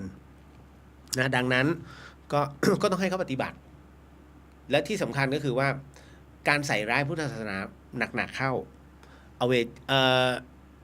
เวจีฮะเอาเวจีหมายถึงว่าทำให้สงไม่ใช่สงทำให้ คนเกิดความแตกแยกในกระบวนการความคิดของพุทธศาสนาทำให้เกิดความเคลือบแคลงใจมันเหมือนกับข้อของการทำให้สงแตกแยกลงอเวจีแต่ถ้ายังพูดไม่หยุดโลกันตนรกเขาเรียกว่าทำผิดซ้ำซากนะจนเกิดความเสียหายตรงนี้ฮะเกิดความไม่เคารพศรัทธานู่นเลยฮะเตรียมลงโลกันอย่างที่บอกนะฮะโลกันตนรกเป็นนรกที่มืดมนที่สุดแล้วทั้งเรียกว่าทั้งกลับเนี่ยจะมีแสงสว่างมาแค่แวบเดียวแค่5 ครั้งเท่านั้นถึงได้รู้ว่าอ้าวนี่เราอยู่ปนกับพวกปีศาจนะฮะแค่นั้นนะ5 ครั้งเท่านั้นนะฮะก็เลยต้อง เอามาบอกกล่าวกันอีกรอบหนึ่งนะเพราะฉะนั้นไม่ชอบก็เงียบๆนะฮะแค่นั้นเองนี่คือพระพุทธศาสนาลุงกุ้งพี่เรียวผมเจอผีเป็นควันบนบ้านผมทำไงดีครับแผ่เมตตาฮะลุงกุ้งสมทานศีลก่อนให้กับตัวเราศีลคือเกราะป้องกันนะครับแล้วหลังจากนั้นนะครับก็แผ่เมตตาเปิดบทนะอิทานังก็ได้หรือจะเป็นสัพเพสตตาก็ได้หรือกล่าวพูดถึงตรงนี้ด้วยบุญกุศลตรงนี้แผ่ให้นะฮะดูก่อนว่าเป็นควันจริงหรือเปล่าหรือว่าใครเขาเผาอะไรมาดูให้ดีฮะ ต่อมานะครับมาเข้าสู่เรื่องราวหลอนๆเดี๋ยวจะลืมซะคุณผู้ฟังครับสิ่งที่ผมกำลังจะเล่าให้คุณผู้ฟังได้ยินได้ฟังเรื่องราวต่อไปนี้นั้นอย่าเชื่อนะฮะ ให้ฟังหูไว้หู แล้วก็ใช้วิจารณญาณทุกครั้งในการรับฟังเรื่องราวประเภทนี้ข้อสำคัญอยากให้คุณผู้ฟังได้ฟังเป็นนิยายนะเพราะว่าเรื่องราวตรงนี้น้องส่งมาให้แล้วก็เป็นเรื่องราวที่ขอมาเล่าให้ฟังแล้วกันนะฮะเรื่องราวมันเป็นอย่างนี้ฮะน้องเขาบอกว่าเรื่องหลอนในคืนนี้ครับพี่ก็คือว่าน้องผมเสียชีวิตจากอุบัติเหตุรถชนครับพี่เหลียวเมื่อ2 สัปดาห์ที่ผ่านมาแล้วคราวนี้เกือบทุกวันทุกคนในบ้านจะได้ยินเสียงเดินบ้างเสียงทีวีบ้างบางครั้งเป็นเสียงเล่นเกมดังมาจากในห้องน้องของผมเสมอบางคืนที่ผมปวดฉี่ผมก็เดินผ่านห้องน้องก็ยังได้ยินเสียงฮึมฮัมในห้องมันนะครับก็เลยตัดสินใจเปิดไปดูแล้วก็เปิดไฟปรากฏว่าไม่มีใครฮะแต่สิ่งที่ผิดปกติน้องเขาบอกนะสิ่งที่ผิดปกติในห้องน้องผมก็คือเตียงนอนฮะเตียงนอนของน้องผมพี่เลียวมันเหมือนกับว่ามีคนมานอนครับพี่คือปกติเนี่ยแม่จะมาทำความสะอาดตลอดนะก็จะบอกว่าแม่มานอนก็ไม่น่าจะใช่เพราะแม่ไม่เคยนอนครับผมเองก็ถามอยู่ตลอดเพราะที่นอนน้องผมเนี่ยจะเป็นแบบนี้เสมอหมายถึงว่าเหมือนมีคนมานอนและแม่ก็ดึงเตียงให้ตึงตลอดทุกวันพ่อผมก็ทราบน้องอีกคนก็ทราบแต่คราวนี้อาผมกลับมาจากต่างจังหวัดเหมือนว่าจะมาเอาของที่ห้องน้องผมนี่แหละทีนี้เป็นของที่น้องผมเขายืมเอามาจากอาแกก็เอากลับไปที่ห้องของแกแล้วคืนนั้นปรากฏว่าอาผมแกก็โวยวายจนลั่นบ้านฮะทุกคนตื่นมาแล้วก็รีบเดินไปห้องอาก็เห็นอาผมเนี่ยนั่งอยู่ที่หัวมุมห้องเอาผ้าห่มเนี่ยคลุมตัวนะฮะเหมือนกับคนสติแตกแล้วก็บอกคนในครอบครัวผมว่าน้องผมมาหา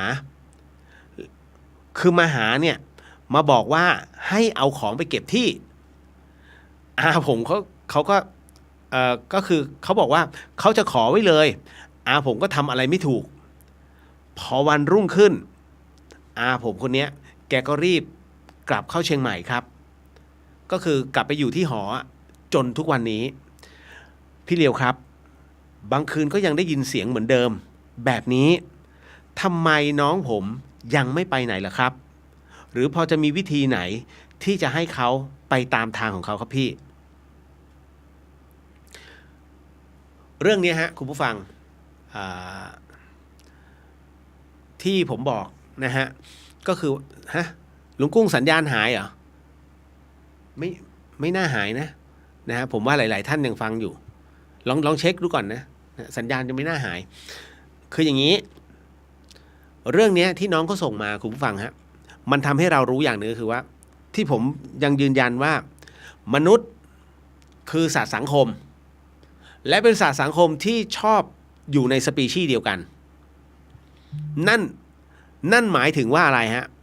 นั่นหมายถึงว่าตอนที่เรายังมีเนื้อหนังเนี่ยจับกันได้เนี่ยคุณยังคุยยังทักทายกันได้แต่เมื่อไหร่ก็ตามคนใดคนหนึ่งล้มหายตายจากไปปุ๊บสิ่งหนึ่งที่เกิดขึ้นคือไม่อยากเจอแล้วไปไหนก็ได้อย่ามาเจอฉันเลยไปที่ชอบถ้าเขาบอกได้ก็จะบอกก็ชอบอยู่ตรงเนี้ย เพราะฉะนั้นถึงได้บอกว่ามนุษย์เนี่ยทำไมจึงเป็นสัตว์สังคมเพราะพอตายลงเนี่ยคุณจะกลายเป็นอีกหนึ่งสปีชีส์คุณจะเป็นอีกหนึ่งเลเวลที่เขาไม่อยากจะเจอเพราะอะไรเพราะว่าการเป็นมนุษย์เนี่ยมันจับต้องได้ไม่ถูกใจตบหัวได้นี่ไงนะพูดคุยด่าทอกันได้นะถ้าคุณไม่โต้ตอบคุณก็นั่งนิ่งๆให้สลดใจเล่นๆได้นะฮะแต่พอคนนี้ตายลงคุณตายถ้าไอคนที่คุณตอบโต้ตายลงปุ๊บแล้วมันมาอยู่เนี่ยอันที่หนึ่งคุณจับต้องมันไม่ได้ตบหัวก็วาดวืดนะฮะจะด่ามันก็ค่อยๆหายตัวไปคุณก็ไม่รู้หรอกว่ามันฟังอยู่ปะวะ หรือมันจะทำอะไรกูเปล่าวะ ถูกไหมมันกลายเป็นเรื่องน่ากลัวสำหรับคุณทันทีฮะดังนั้นเรารู้ว่าความตายคือความตายก็คือความแตกดับนะฮะของร่างกายแต่ตัวจิตยังอยู่ถูกไหมฮะดังนั้นเนี่ยเรารับรู้แค่ตรงนี้พอมันต่างสปีชีส์ปุ๊บคุณไม่อยากเจอแล้วนี่ไงทำไงก็ได้ครับที่เขาเป็นน้องคุณนะ คุณไม่ชอบให้เขาอยู่ที่บ้านเหรอนะบางคนอยากเจออ่ะคิดถึงอ่ะคุณลองถามแม่อยากให้ไปไหมล่ะนะฮะทำไมน้องผมจึงไม่ไปไหนหนึ่งเขายังมีจิตผูกพันกับห้องอยู่สองเขามีจิตผูกพันกับในครอบครัวคุณอยู่สามหนึ่งในครอบครัวคุณเขาเนี่ยไม่ยอมให้เขาไป ไปหาเอาไม่พ่อก็แม่ บอกแค่นี้นะฮะ นะฮะถ้าพร้อมเขาไปเองนะฮะถ้าพร้อมเข้าไปเองเป็นคำถามที่ว่าเอ้าก็ไหนบอกว่า7 วันเขาต้องไปตามเหตุปัจจัยเดี๋ยวฮะลิงยังตกต้นไม้นะฮะบางคนปัจจุบันนี้ผมเองก็ยังไม่เป็นโควิดแล้วก็ไม่อยากเป็นส่วนใหญ่ไม่รอดแล้วถูกไหมฮะที่ไม่รอดแล้วไม่ใช่คนเป็นโรคแฟชั่นเพียงแต่ว่าอาจจะเกิดความที่อุบิเหตุนะฮะการลอยฟุ้งของเชื้อไวรัสนะครับแต่บางคนนะฮะอาจจะเกิดจากความผิดพลาดนะตอนนี้นะเกิดจากความผิดพลาดของตัวเองไม่ว่ากันอันนี้ก็เช่นกันมันก็จะมีบางเรื่องนะฮะในเรื่องของผู้คุมที่เกิดความผิดพลาดขึ้นมาได้บ้างนะฮะคืออาจจะเขาหลบซ่อนอยู่ในนี้หลบซ่อนอยู่นี่ว่าไม่รู้ว่าเข้ามาได้อย่างไรการที่จะเข้ามาในบ้านได้นะฮะการที่วิญญาณจะเข้ามาในบ้านได้คือ1พระภูมิหายไปแล้วเจ้าที่ไม่มีแล้วไม่มีการดูแลเกิดขึ้นดังนั้นถ้ามีพระภูมิเจ้าที่เกิดขึ้นเนี่ยเข้ามาในบ้านนะฮะน่าจะคุณพ่อคุณแม่เรียกใครคนใดคนหนึ่งเรียกกลับมานะลูกกลับมาอยู่บ้านเรานะลูกเข้ามาได้นะฮะถือว่าเจ้าบ้านอนุญาตพระภูมิให้ครับเหมือนผมเล่าอย่างเงี้ยผมเคยเล่าเรื่องหลอนแล้วทุกครั้งไปก็จะมีน้องๆทั้งสนใจและแกล้งถามนะฮะถามว่าพี่เลียวจัดรายการผีเคยเจอผีไหมที่สถานีผมบอกเคยแล้วพอเล่าปุ๊บมันไม่สนใจตั้งแต่นั้นผมก็จะไม่เล่า ผมบอกแล้วถ้าอย่างเชิงแล้วดูแล้วไม่ใส่ใจอย่าหวังว่าจะมีรอบ2นะฮะก็เล่าฮะผมจำได้ว่าเคสง่ายๆเลยนักศึกษามหาลัยชื่อดังแห่งหนึ่งของกรุงเทพมหานครอกหักอันนี้เป็นข่าวดังนะเธอไปเมาอยู่ตรงแถวสุริวงศ์นะฮะเมาเลยพอเมาได้ที่ปุ๊บนะฮะปรากฏว่าเธอก็เอารถขับรถออกไปเนี่ยแรกเริ่มสตาร์ทปุ๊บไปชนรถ1 คันแล้วหนีไปเรื่อยๆนะ แล้วจากนั้นรถเขาก็ขับตามพอขับตามเสร็จปุ๊บเธอฝ่าไฟแดงนะไปเรื่อยๆแต่คันนี้เขาไม่ฝ่านะเพราะฝ่ามันนะมันถ่ายรูปพอฝ่าไฟแดงขึ้นไปเรื่อยตอนนั้นถนนสะพานลุมพินีไม่ได้ทำยังไม่ได้เอาออกมันก็ต้องข้ามตรงแยกลุมพินีพระราม4ปรากฏว่าด้วยความเมาแล้วก็รีบหนีชนตุ่มคือตอนที่ออกมาจากผับเขาไม่จ่ายเงินนะไม่ได้จ่ายเงินออกมาขับรถชนรถชาวบ้านฝ่าไฟแดงเสร็จปุ๊บพอไปถึงตรงสะพานไทยเบลเยียมรถเสียหลักแล้วก็ไปพุ่งชนไอ้ตัวขอบเหล็กแล้วมันก็แล้วเป็นรถอีโคมันก็เสียบด้วยความเร็วแล้วก็แรงบวกเข้าไปมันก็เสียบทะลุเลยฮะปึ้งเข้าไปตรงกันชนตรงหม้อน้ำผ่านห้องเครื่องคือเครื่องขาดจึ้มเสร็จปุ๊บทะลุคอนโซลทะลุตรงตัวเธอไปติดกับเก้าอี้คาที่ฮะสวยด้วยพอเล่าเสร็จปุ๊บมาทั้งชื่อเพราะมันเป็นข่าวแล้วผมอ่านข่าวแล้วมาทั้งชื่อมาทั้งนามสกุล คุณใช่ไหมเขามาถึงที่เลย มาถึงไม่ใช่ห้องนี้นะ ห้องเก่าตึกกุฏิกลางพระอาจารย์หลับแล้ว ตอนตอนนั้นโผล่ลงมาร้อน ช่วงเที่ยงคืนถึงตี 3ผมเล่าเรื่องหลอนเนี่ยผมจะเล่าสามเวลาเข้ารายการไปแล้วใน1 เรื่องเข้ารายการเป็นข่าวและจบข่าว1 เรื่อง แล้วจากนั้นท้ายรายการอีก1 เรื่อง แต่จริงๆแล้วมันมีตอนแรกมีตรงกลาง1 เรื่องแล้วก็ท้ายรายการอีก1 เรื่องก็จะจัดคิว3 เรื่องต่อวันหรือว่า2 เรื่องนะแล้วคราวนี้พอพูดถึงปุ๊บเขามาความสงสัยมันเกิดขึ้นทันทีว่าเอ้านี่วัดฝายหินเสื้อวัดก็อยู่ตรงนี้พระพุทธรูปก็เพียบเลยนะฮะแล้วมายังไงถ้างั้นแสดงว่าวัดเราไม่ศักดิ์สิทธิ์สินะฮะไม่มีเทพเหรอทำไมปล่อยให้วิญญาณเข้ามาได้คำตอบคือไม่ใช่ครูบาอาจารย์มึงเรียกมาผมจะเรียกได้ยังไงเป็นข่าวไม่ใช่เหรอใช่มีชื่อไหมมีนามสกุลอ่าน เท่านั้นแหละนั่นแหละนะเพราะแกไปชื่อและนามสกุลเขาเหมือนกับเป็นการบอกเสื้อวัดเปิดทางให้เขาเข้ามานี่ไงเรื่องของเรื่องเป็นเช่นนั้นนะฮะเพราะฉะนั้นเนี่ยถึงได้บอกว่ากรณีอย่างเงี้ยน้องคุณเนี่ยที่เข้ามาได้เพราะแม่ที่ไม่พ่อก็แม่นะฮะชื่อแล้วก็ชวนเข้ามาเจ้าที่จึงให้เข้ามาได้นั่นแหละนะฮะอันนี้ก็เลยบอกเอาไว้ก่อนนะจ๊ะก็ถ้าสมมุติว่าถึงเวลาเดี๋ยวเขาก็ไปนะครับเขาไม่มาสถิตหมดหรอกตราบใดที่ยังมีคนอยู่เพราะว่าเว็บต่างๆเนี่ยอย่างเช่นถ้าคุณเปิดทีวีนะหรือว่าเปิดเพลง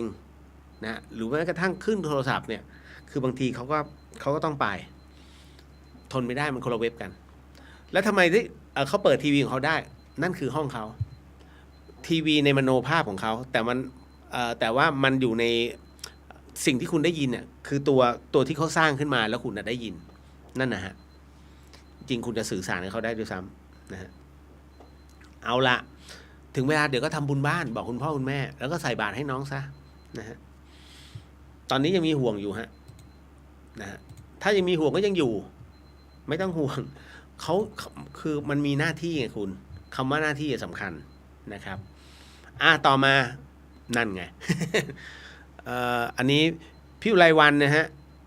พี่อุไรวันมา8814เมื่อกี้ไม่ใช่คืออย่างนี้ฮะพี่เลขตรงนี้เป็นเลขของผู้ที่เป็นคนที่ใจถึงอะใจถึงเพิ่งได้อะพี่ นะฮะคืออย่างนี้ไอ้ตัวเลข88เนี่ยเป็นคนที่ค่อนข้างใจกว้างนะฮะแล้วก็มั่นใจตัวเองสูงนะฮะแล้วก็เป็นคนที่เด็ดขาดกล้าคิดกล้าทำนะฮะเรียกว่าอะไรก็ตามที่พี่มองเห็นเป็นเรื่องท้าทายพี่จะชอบมากที่สำคัญเป็นคนที่มีความเชื่อมั่นเมื่อมาประกอบกับตัวนี้พี่เป็นคนที่มีความเชื่อมั่นนะตัดสินใจทำเลยและเป็นคนที่พรีเซนต์เก่งนะฮะนี่คือพื้นฐานดวงนะฮะอุ๊ยตกใจนะต่อมาพื้นพี่จะให้ดูให้ใช่ไหมฮะผมบอกว่าพี่เป็นคนที่คิดเยอะนะฮะแล้วก็ให้ระมัดระวังเรื่องคำพูดนิดนึง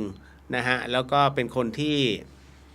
เรียกว่าไอ้เรื่องของกล้าได้กล้าเสียยังคงมีอยู่นะครับเพียงแต่ว่าให้ระมัดระวังเรื่องความคิดนะฮะนิดนึงนะครับแต่จริงๆพี่เป็นคนรอบคอบฮะตามหมายเลขนะฮะแล้วก็ค่อนข้างจะบางครั้งใจร้อนหุนหันพลันแร่นนะครับแปลให้แค่นี้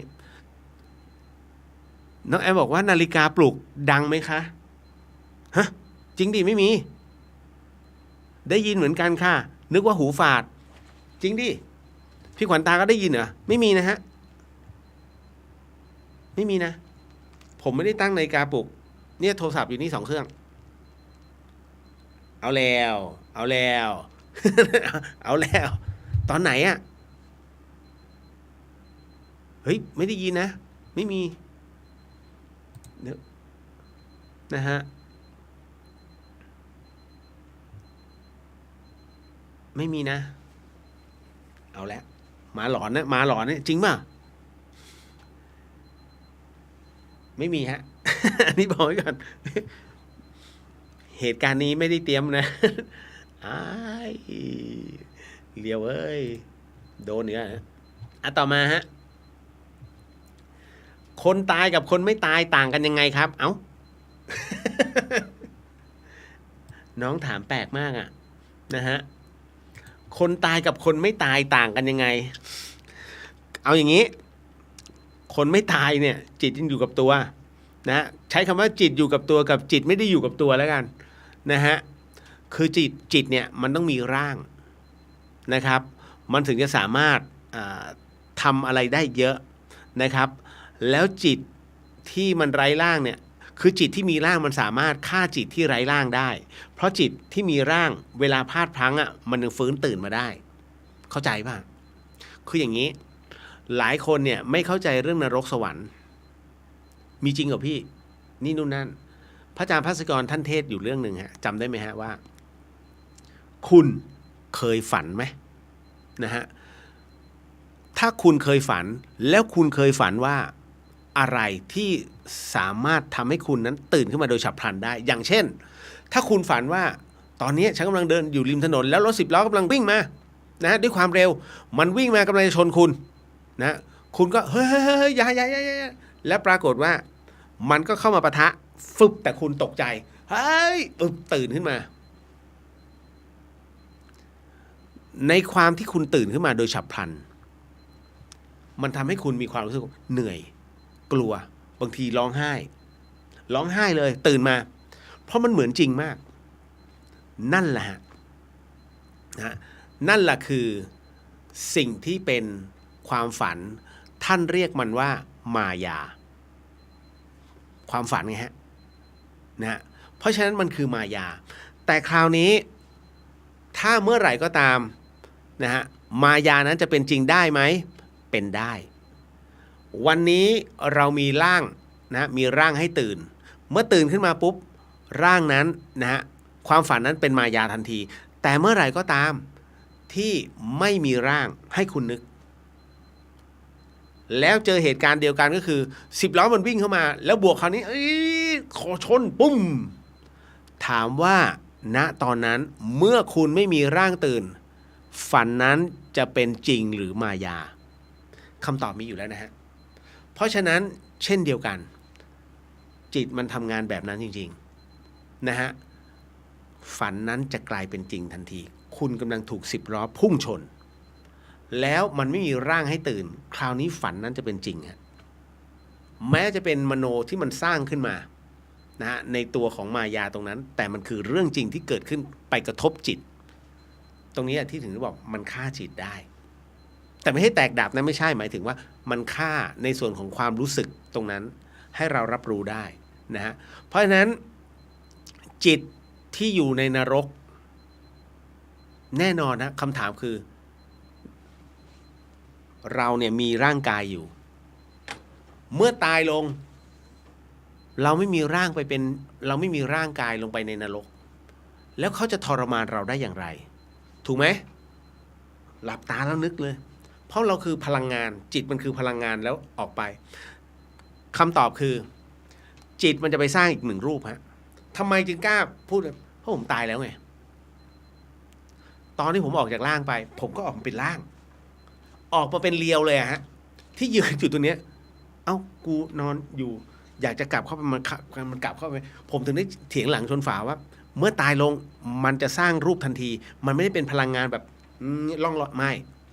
มันยังเป็นรูปร่างของเราอยู่ต้องลองตาย พี่เหลียมพูดแปลกๆนะมันเป็นอย่างนั้นจริงๆกล้าที่จะพูดเพราะว่าพอเราเจอเราตอนที่ตายอ่ะตอนนั้นเนี่ยเห็นเลยนะว่านอนนะครับดังนั้นจิตจึงต้องสร้างรูปขึ้นมามันจะมีรูปของมันมิใช่เป็นอากาศอย่างที่เราเข้าใจฟันธงแล้วคราวนี้การเคลื่อนไหวอะไรต่างๆนานาถ้าสมมุติว่ามันจะต้องล่องลอยไป ท้ายที่สุดแล้วเวลารับกรรมรับรูปแบบตรงนั้นก็ตามมันก็ต้องสร้างรูปแต่รูปแบบที่จิตมันสร้างก็คือรูปร่างนั่นแหละแต่คราวนี้ในเลเวลเดียวกัน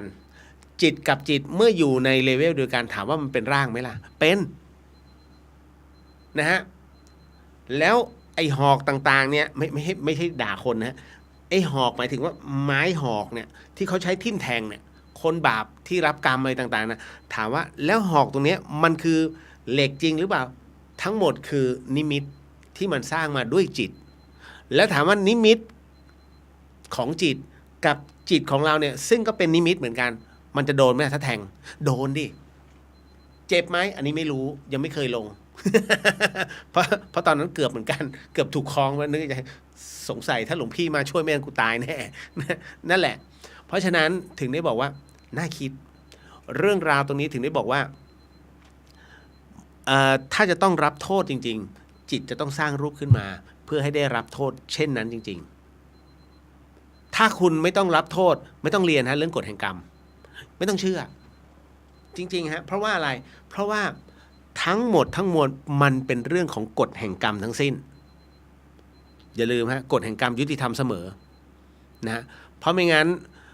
การทำบุญเพื่อลดหน้าที่ของตัวกรรมที่หนักให้เบาบางลงแต่มันไม่ได้หมดลงนะฮะต้องบอกก่อนนะว่าโอ้ไม่ใช่แต่ถ้าทำแล้วลบล้างขึ้นมานี่นู่นนั่นอย่างเงี้ยไม่เป็นไรหมายถึงว่าให้มันทุเลาลงอย่างเงี้ยได้แต่ทั้งหมดไม่เพียงแต่ว่ากรรมตรงนั้นอาจจะเบี่ยงเบนจากหนักให้เป็นเบาแค่นั้นนะเพราะฉะนั้นอะไรดีที่สุดคือนั่นคือไม่สร้างกรรมง่ายสุดนะฮะเอาละครับอันนี้คุณปริญญาบอกว่าได้ยินค่ะนะพี่สุวรรณยาใช่ค่ะดังถึงนอร์เวย์จ้า จริงแล้วเฮ้ยพี่ขวัญเทาพี่นั่งอยู่ในรถเงียบๆนะคะลุงกุ้งบอกแม่นครับพี่เลียวจริงดิไม่มีนะตอนนี้เหรอไม่ตอนนี้ยังมีอยู่ป่ะเฮ้ยหลอนดิไม่มีนะ เอาละ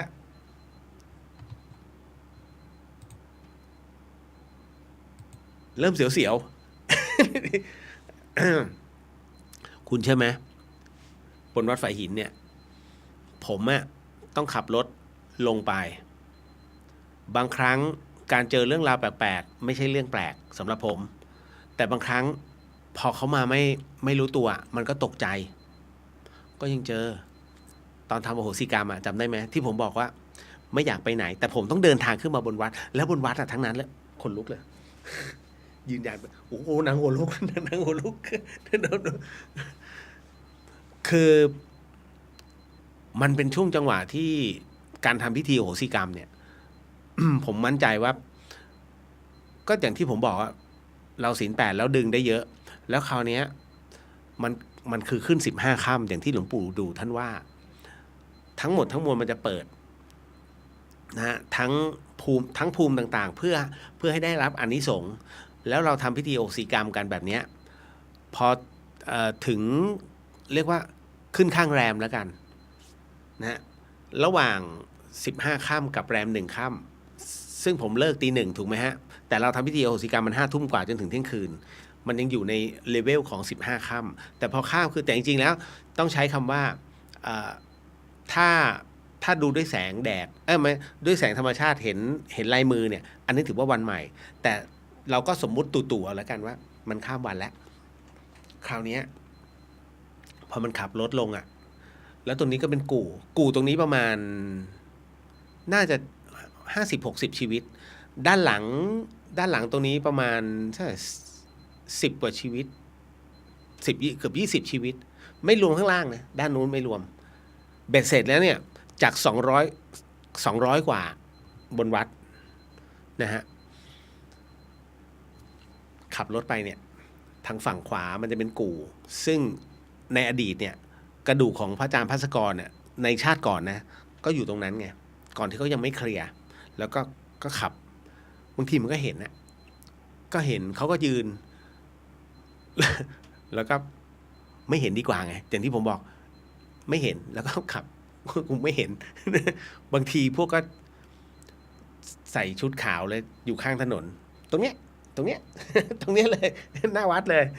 โอ้ยนะฮะก็พยายาม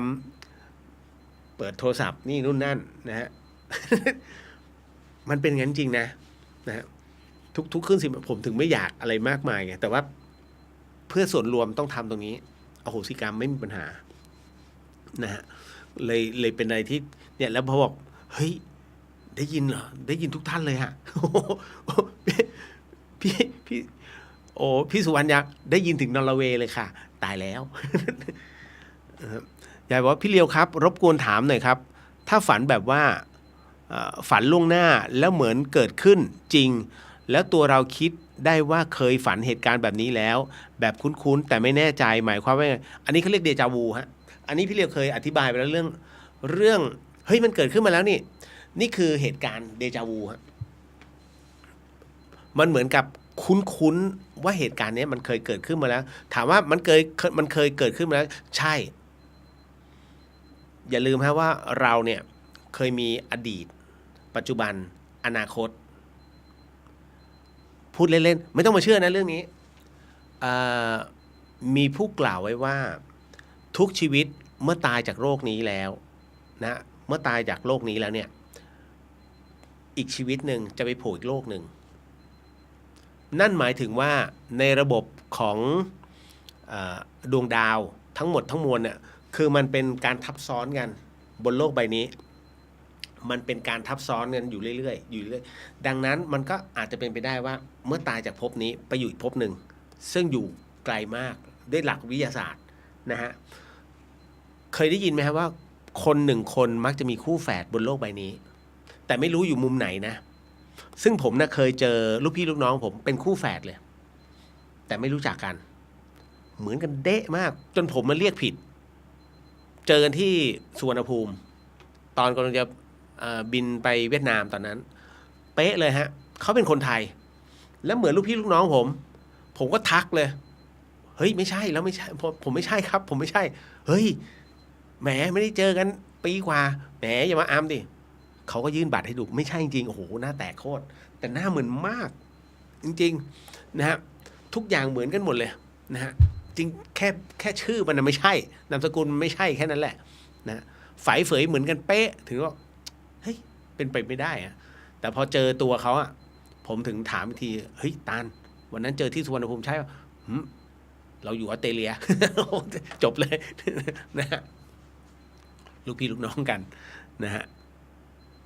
ปาบอกว่าไม่คุณปาบอกไม่มีเสียงแล้วได้ยินเสียงโทนต่ำๆทีแวบหนึ่งตอนที่คุณเรียวทำของตกค่ะ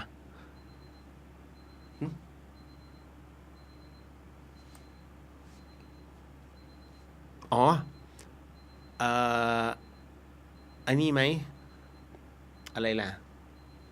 ตรงโทรศัพท์อันนี้หุยแป้วเลยอ่ะ กลัวนะไม่กลัวนะฮะยายบอกขอบคุณครับพี่เรียวครับผมต่อมา อันนี้ไปแล้วนะฮะเรื่องของเวลาพัดพรากตายกับไม่ตายต่างกันยังง่ายๆอย่างที่บอกฮะตายกับไม่ตายก็ต่างกันเนี่ยยังมีลมหายใจกับไม่มีลมหายใจแค่นั้นแหละนะฮะกรรมแบบไหนบ้างนะฮะที่ติดตามไปถึงครอบครัวหลายคนสนใจมากเรื่องกรรมแบบนี้ กรรมแบบไหนบ้างที่ติดตามไปถึงครอบครัวคุณผู้ฟังครับกรรมที่จะติดตามไปถึงครอบครัวได้เนี่ยมันมีไม่กี่อย่างแต่มันมีกรรมที่คือปกติแล้วต้องบอกว่าใครทำอะไรไว้กรรมนั้นย่อมส่งผลกรรมแบบนั้นเสมอนะฮะคือแต่มันมีข้อยกเว้นอย่างเช่นกรรมที่มันมีผลกับส่วนรวมจริงๆผมยกตัวอย่างเช่นกรรมที่ทำต่อแผ่นดินมีผลนะ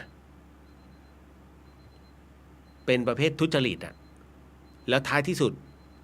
สั่งยึดทรัพย์ทั้งหมดชีวิตกลายเป็นศูนย์ก็มีเยอะกรรมที่กระทำต่อพระอรหันต์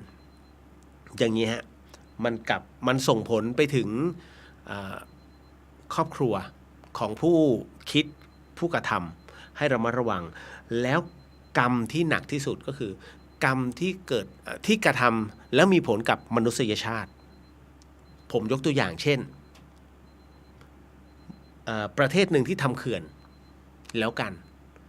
ทำเขื่อนเนี่ยเพื่อกั้นน้ำใช้พลังงานน้ำนะให้กับประเทศตนนะแล้วสร้างหลายเขื่อนจนเกิดผลกระทบกับอีกหลายๆประเทศที่เขาต้องใช้เช่นกันปลายน้ำโดยไม่คำนึงถึงนะฮะว่าเขาจะได้ผลกระทบแค่ไหนแต่ขอให้ประเทศตัวเองได้ก่อนดังนั้น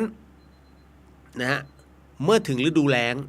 ผลกระทบจึงเกิดขึ้นกับประเทศปลายน้ำได้รับความเดือดร้อนไหมได้รับ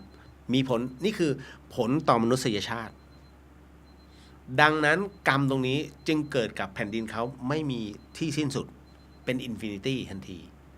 ไม่ว่าจะเป็นในเรื่องของภาวะน้ำท่วมนะแล้วน้ำท่วมทีหนักเลยนะแผ่นดินไหวทั้งที่ไม่เคยเกิดขึ้นพายุทอร์นาโดเกิดขึ้นนะฮะทั้งที่ในเอเชียไม่เคยเกิดขึ้นเลยแต่เกิดขึ้นแล้วทั้งหมดทั้งมวลเนี่ยมันมีผลนะเมื่อทำอะไรกับประชากรโลกเอาไว้ธรรมชาติมันยุติธรรมไงผมถึงว่านี่คือทฤษฎีของหลวงพี่ภัสกรที่มั่นใจว่าถูกต้อง 100% ก็คือสมดุลโลกฮะเมื่อโลกสูญเสียอะไรไปแล้วโลกจะสร้างสิ่งนั้นกลับมาให้สมดุลเหมือนเดิมนะฮะนี่คือสิ่งที่มันเกิดขึ้นครับผมเอาละเพราะฉะนั้นอันเนี้ยนะฮะผมอีกอันนึงที่กำลังเกิดขึ้นก็คือคุณเคยได้ยินเรื่องของน้ำมันหมูน้ำมันพืชอ่ะมีประเทศหนึ่งห้ามใช้แล้วบอกคนทั่วโลกอย่าใช้ต้องใช้น้ำมันหมูเมื่อก่อนเราใช้น้ำมันหมูในการทำกับข้าวแล้วเขาบอกว่าน้ำมันหมูไม่ดีต้องใช้น้ำมันแบบเขาก็คือใช้น้ำมันที่สกัดอ่ะเหมือนเขาเหมือนประเทศเขาเราก็หลงเชื่อมาประมาณ 30-40 ปีเมื่อก่อนบ้านผมก็ใช้น้ำมันหมูนะจนปัจจุบันแล้วปรากฏว่าผลวิจัยทางการแพทย์บอกน้ำมันหมูดีที่สุดเพราะมันไม่ผ่านการสกัดมันคือน้ำมันแบบธรรมชาติเพราะฉะนั้นเขาจึงใช้มันหมูมาเจียวแล้วเอามันมาใช้ดีสุดของไทยเราเก่าๆดีสุดแล้วนะฮะนั่นแหละมันก็เลยส่งผลให้ประเทศเขาได้รับผลกระทบจนถึงปัจจุบันอีกอันนึงไข่เคยได้ยินใช่ไหมฮะว่าไข่เนี่ยห้ามกินเกินวันละ2 ฟองเพราะคอเลสเตอรอลสูงเรื่องนี้อาจารย์หมอจากโรงพยาบาลบางประกอบ9ผมเคยบอกผมนะฮะบอกว่าคุณกินไปเถอะเชื่อผมเพราะว่าในส่วนของไข่เนี่ยเดี๋ยวอีก2 ปีเขาบอกอีก2 ปีองค์การอนามัยโลกเนี่ยเขาจะประกาศนะว่ากินเท่าไหร่ก็ได้ไม่มีผลในเรื่องของระบบคอเลสเตอรอลทั้งไข่ขาวไข่แดงกินไปได้เลยผมว่าจริงเหรอคุณคอยดูแล้วเราเป็นโรคหัวใจตอนนั้นแล้วก็ตายแล้วฟื้นเป็นที่น่าสนใจกับใครหลายคนผมก็เล่าเรื่องนี้ให้อาจารย์หมอที่โรงพยาบาลบางประกอบ9ได้ฟังเพราะตอนนั้นหลวงพี่ท่านรับการรักษาอยู่ที่นั่นก็เลยพูดถึงในเรื่องของปลาหมึกเนี่ยที่หมอห้ามผมกินเพราะว่าคอเลสเตอรอลมันสูงท่านก็บอกว่าคุณผมก็เล่าเรื่องนี้ให้ท่านฟังอาจารย์หมอก็เลยบอกว่าคุณลงไปถามอาจารย์ท่านนั้นเอาผลวิจัยตรงไหนมาบอกผมเนี่ย นะฮะดูในเรื่องของผลการวิจัยของคอเลสเตอรอลของไอ้ปลาหมึกเนี่ยมันไม่มีผลการวิจัยไหนมารองรับว่าคนเป็นโรคหัวใจแล้วกินปลาหมึกนะแล้วคอเลสเตอรอลตรงเนี้ยมันทำให้เราตายไม่มีนะเพราะฉะนั้นมันขึ้นอยู่กับตัวเรามากกว่าในเรื่องของคอเลสเตอรอลนั่นนะครับก็ต้องเขาบอกให้เอาผลวิจัยนั้นมาดูนะครับแต่ว่าผมก็ไม่ได้คุยเรื่องนี้ให้กับหมอฟังนะเดี๋ยวจะกลายเป็นหมอทะเลาะกัน แต่พอหลังนั้น2 ปีเนี่ยองค์การอนามัยโลกประกาศจริงๆครับไข่กินแล้วไม่มีปัญหาเรื่องของคอเลสเตอรอลจำได้ไหมคุณผู้หญิงมักจะชอบกินอุ๊ยไม่เอาไข่แดงฉันกินไข่ขาวกินไปเถอะ ตอนนี้ไม่มีผล เขาประกาศมาแล้วนะครับยายบอกน้ำมันจากสัตว์ดีที่สุดครับนะถูกต้องเอาหมดเวลาแล้ว กำลังมันเนี่ย อ่ะไม่เป็นไรฮะเดี๋ยวพรุ่งนี้ยังไงก็ยังอยู่ เรียวยังไม่ไปไหนนะครับ ยังสนใจเรื่องตัวเลขใช่ไหมเนี่ยกะแล้วต้องมี เดี๋ยวค่อยว่ากัน เอาไว้เดี๋ยว1 สัปดาห์เราพูดกันเรื่องครั้งหนึ่งนะพอเนาะเอาครับเดี๋ยวขออนุญาตนะสาธุสาธุสาธุสิ่งหนึ่งสิ่งใดที่ผิดพลาดพลั้งไป ต้องขออโหสิกรรมมาณที่นี้ไม่ได้ตั้งใจหรือมีเจตนาก็ขอมอบอานิสงส์ผลบุญในค่ำคืนนี้ถวายแด่องค์พระสัมมาสัมพุทธเจ้าทุกๆพระองค์พระธรรมเจ้าทุกๆพระอริยสังฆเจ้าทุกๆพระปัจเจกพุทธเจ้าทุกๆพระองค์พระอสิติมหาสาวกเจ้าทุกๆพระองค์รวมไปถึงพระอรหันต์ทั้งหมดทั้งมวลก็ขอให้ได้รับอานิสงส์ผลบุญในค่ำคืนนี้ด้วยเช่นกันขอมอบอานิสงส์ผลบุญในค่ำคืนนี้ถวายแด่พระอาจารย์ภัสกรภูริวัฒโนภาวิไลก็ขอให้ได้รับอานิสงส์ผลบุญในค่ำคืนนี้ด้วยเช่นกันขอมอบอานิสงส์ผลบุญในค่ำคืนนี้ให้กับพรหมเทพเทวดาทั้งหลายสรรพสัตว์สรรพวิญญาณทั้งหลายสรรพเจ้ากรรมนายเวรทั้งหลายทั้งปวงครูบาอาจารย์ทั้งหลายญาติสนิทมิตรสหายทั้งหลายของข้าพเจ้ารวมไปถึงเหล่าสัมภเวสีทั้งหมดทั้งมวลที่รับฟังอยู่นะของข้าพเจ้าและของทุกท่านก็ขอให้ได้รับอานิสงส์ผลบุญในค่ำคืนนี้ด้วยเช่นกันขอมอบอานิสงส์ผลบุญในค่ำคืนนี้ให้กับคุณผู้ฟังที่ฟัง FM 104.50 เมกะเฮิรตซ์ทั้งจังหวัดเชียงใหม่แล้วก็จังหวัดใกล้เคียงรวมไปถึง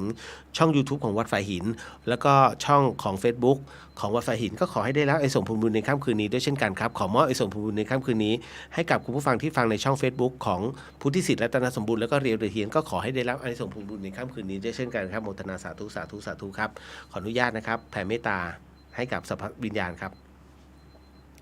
สัพพโรกวินิมุตโตสัพพสันตาปวาจิโตสัพพเวรมติกันโตนิปุตโตจตุวังภวสัพพิติโยวิวันชันตุสัพพโรกวินาสตุมาเตภวะวันตรายโยสุขีติคายุโกภวะอภิวาทนาสีริสนิจังวุฒาปจายโนจตารโรธรรมาวัฏันติอายุวันโนสุขขังพระลังนิพพานังปรมังสุ